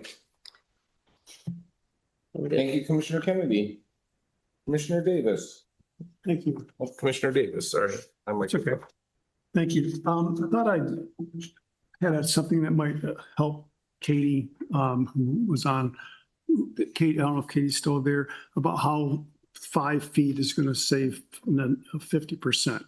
And is to think about that zone from the square, from the edge of the road out, is like, it's a gradient. So the densest population is going to be on the farthest edge, and then it's going to reduce as it comes towards the road, which makes sense if you think about it for a little while. So that's how that 5 feet, it has such an exaggerated impact, is it's going to be taking the highest population group out of our zone. So think of it as a gradient. I think that might help. Anyways, thank you very much, and I want to again thank everybody for coming and spending so much time with us today. Vice Chair. Thank you. I just want to echo. Mike. It was just on. There you go. There it is. I'd just like to thank Mr. Kennedy for our comments, recognizing 250 years fireworks. I really want the emphasis to be on our nation, not on this specific, but cousin's dog ran away in the fireworks, killed from home, disturbed by fireworks. Working with veterans on a golf course, backfires from lawnmower. You don't realize the impacts. A neighbor, a relative, fireworks went awry, killed people. That's just in Holland. But anyway, celebrate the 4th safely, and thoughts for all those that have served, given us our independence. Parks Commission is not meeting in July. They didn't have enough business necessary to have that July meeting. Often they cancel in July due to the 4th holiday proximity. Regarding comments of citizens, back Oshtemo Township relates to citizens. I was there this last week, Tuesday night. They had a very full agenda and so on.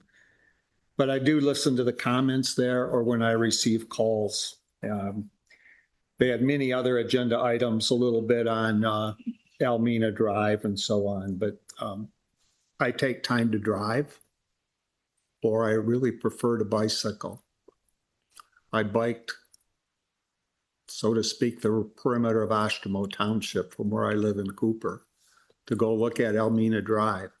I biked M Avenue. I biked some of Stadium Drive.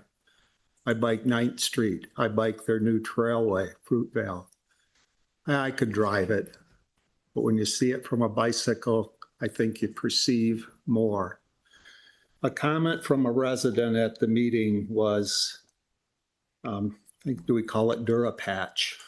He happens to be a motorcyclist. And when we put, if I say it right, it's this blasted in pothole filler, but it leaves loose stone, hazardous to two-wheeled vehicles and multi-wheeled vehicles if it impedes your turning or stopping. So just a word of caution to our staff on behalf of this gentleman too. I know we sweep after we chip seal. We try to gather the loose stone, get it off the roads. I never thought of the Durapatch, if I got the right name there. These are really road hazards too. We're about safety, and it's important to us that we maintain our roads. Sometimes many of us might overlook the effect of stones as marbles, but really that's what they are, or sand on a road. It's like marbles on the pavement. That affects us all. So I thank you all for your comments. We are listening. Thank you to staff for your hard work. I do scan the hours when we look at our budget sheets, what's being spent, and it's a very demanding season of the year. So thanks for your extra efforts. That's all now. Have a good 4th. Thank you, Vice Chair. Couple things I'll just mention. The 5 feet, so it varies, but then the crux of it, Katie, if you're still on the line, is it's 5 feet on each side of the road. So it's 10 feet, the total. So that's where the volume of reducing the number of trees comes down to it. So that's important. I just want to reiterate 1,700 calls last year, just in 1 year, on trees in the road that the Road Commission received. This will help with deer car collisions. Somebody asked about how does somebody go off the road without being distracted or drunk? Deer, animals jump out in front of the roads, pets. There's other reasons why, but that's something to remember. The other thing we need to remember is storm damage and high winds and tornadoes. Do you want your power going out in a heat dome like this? I don't think so. You want that power to remain steady and strong. When there's tornadoes or storms and dead and dying trees and other trees fall in the road, emergency vehicles are delayed. Do you want an ambulance or a fire truck in an emergency to have to stuck behind a tree in the road while you need help? So there have been people reaching out to us who support this program. I know they're not here speaking, but there are people that do support this program. I do want to mention that we want everyone to get home tonight and every night safely. That is, I believe, one of our charges as road commissioners to make sure that happens. I do want to thank staff. I've been here 9 years. They do want to get to yes. I think they heard the residents. They've heard elected officials. I want to commend them for a tremendous job to help mitigate and get this to where we need to be so that the balance between safety and the desires of the residents. I want to mention the bicycle lanes. Our elected officials in the county and our residents have said this is important, just as you have said this is important to you. We've had people tell us the bicycle lanes are important to them. So it's, again, a balance of what we're trying to do. And there's no right or wrong. It's just a lot of gray, and we're trying to get to where we could be. The most important other thing I'll mention is good roads. We want good roads. I challenge you to go to other counties and look at their road network. And I think you'll find that we have one of the best road networks in the state of Michigan. And I want to thank staff for helping make that way, and the former boards that came before us for helping us make that way. Trying to get to yes, that's all I can say. Seeing no other business, a motion to adjourn would be in order. Support. All in favor, say aye. Aye. Meeting's adjourned. Larry said something for you. I sent you an email. Do you have questions for staff? They're available to answer your questions. I sent you a email with a link. You're gonna like it. I hope.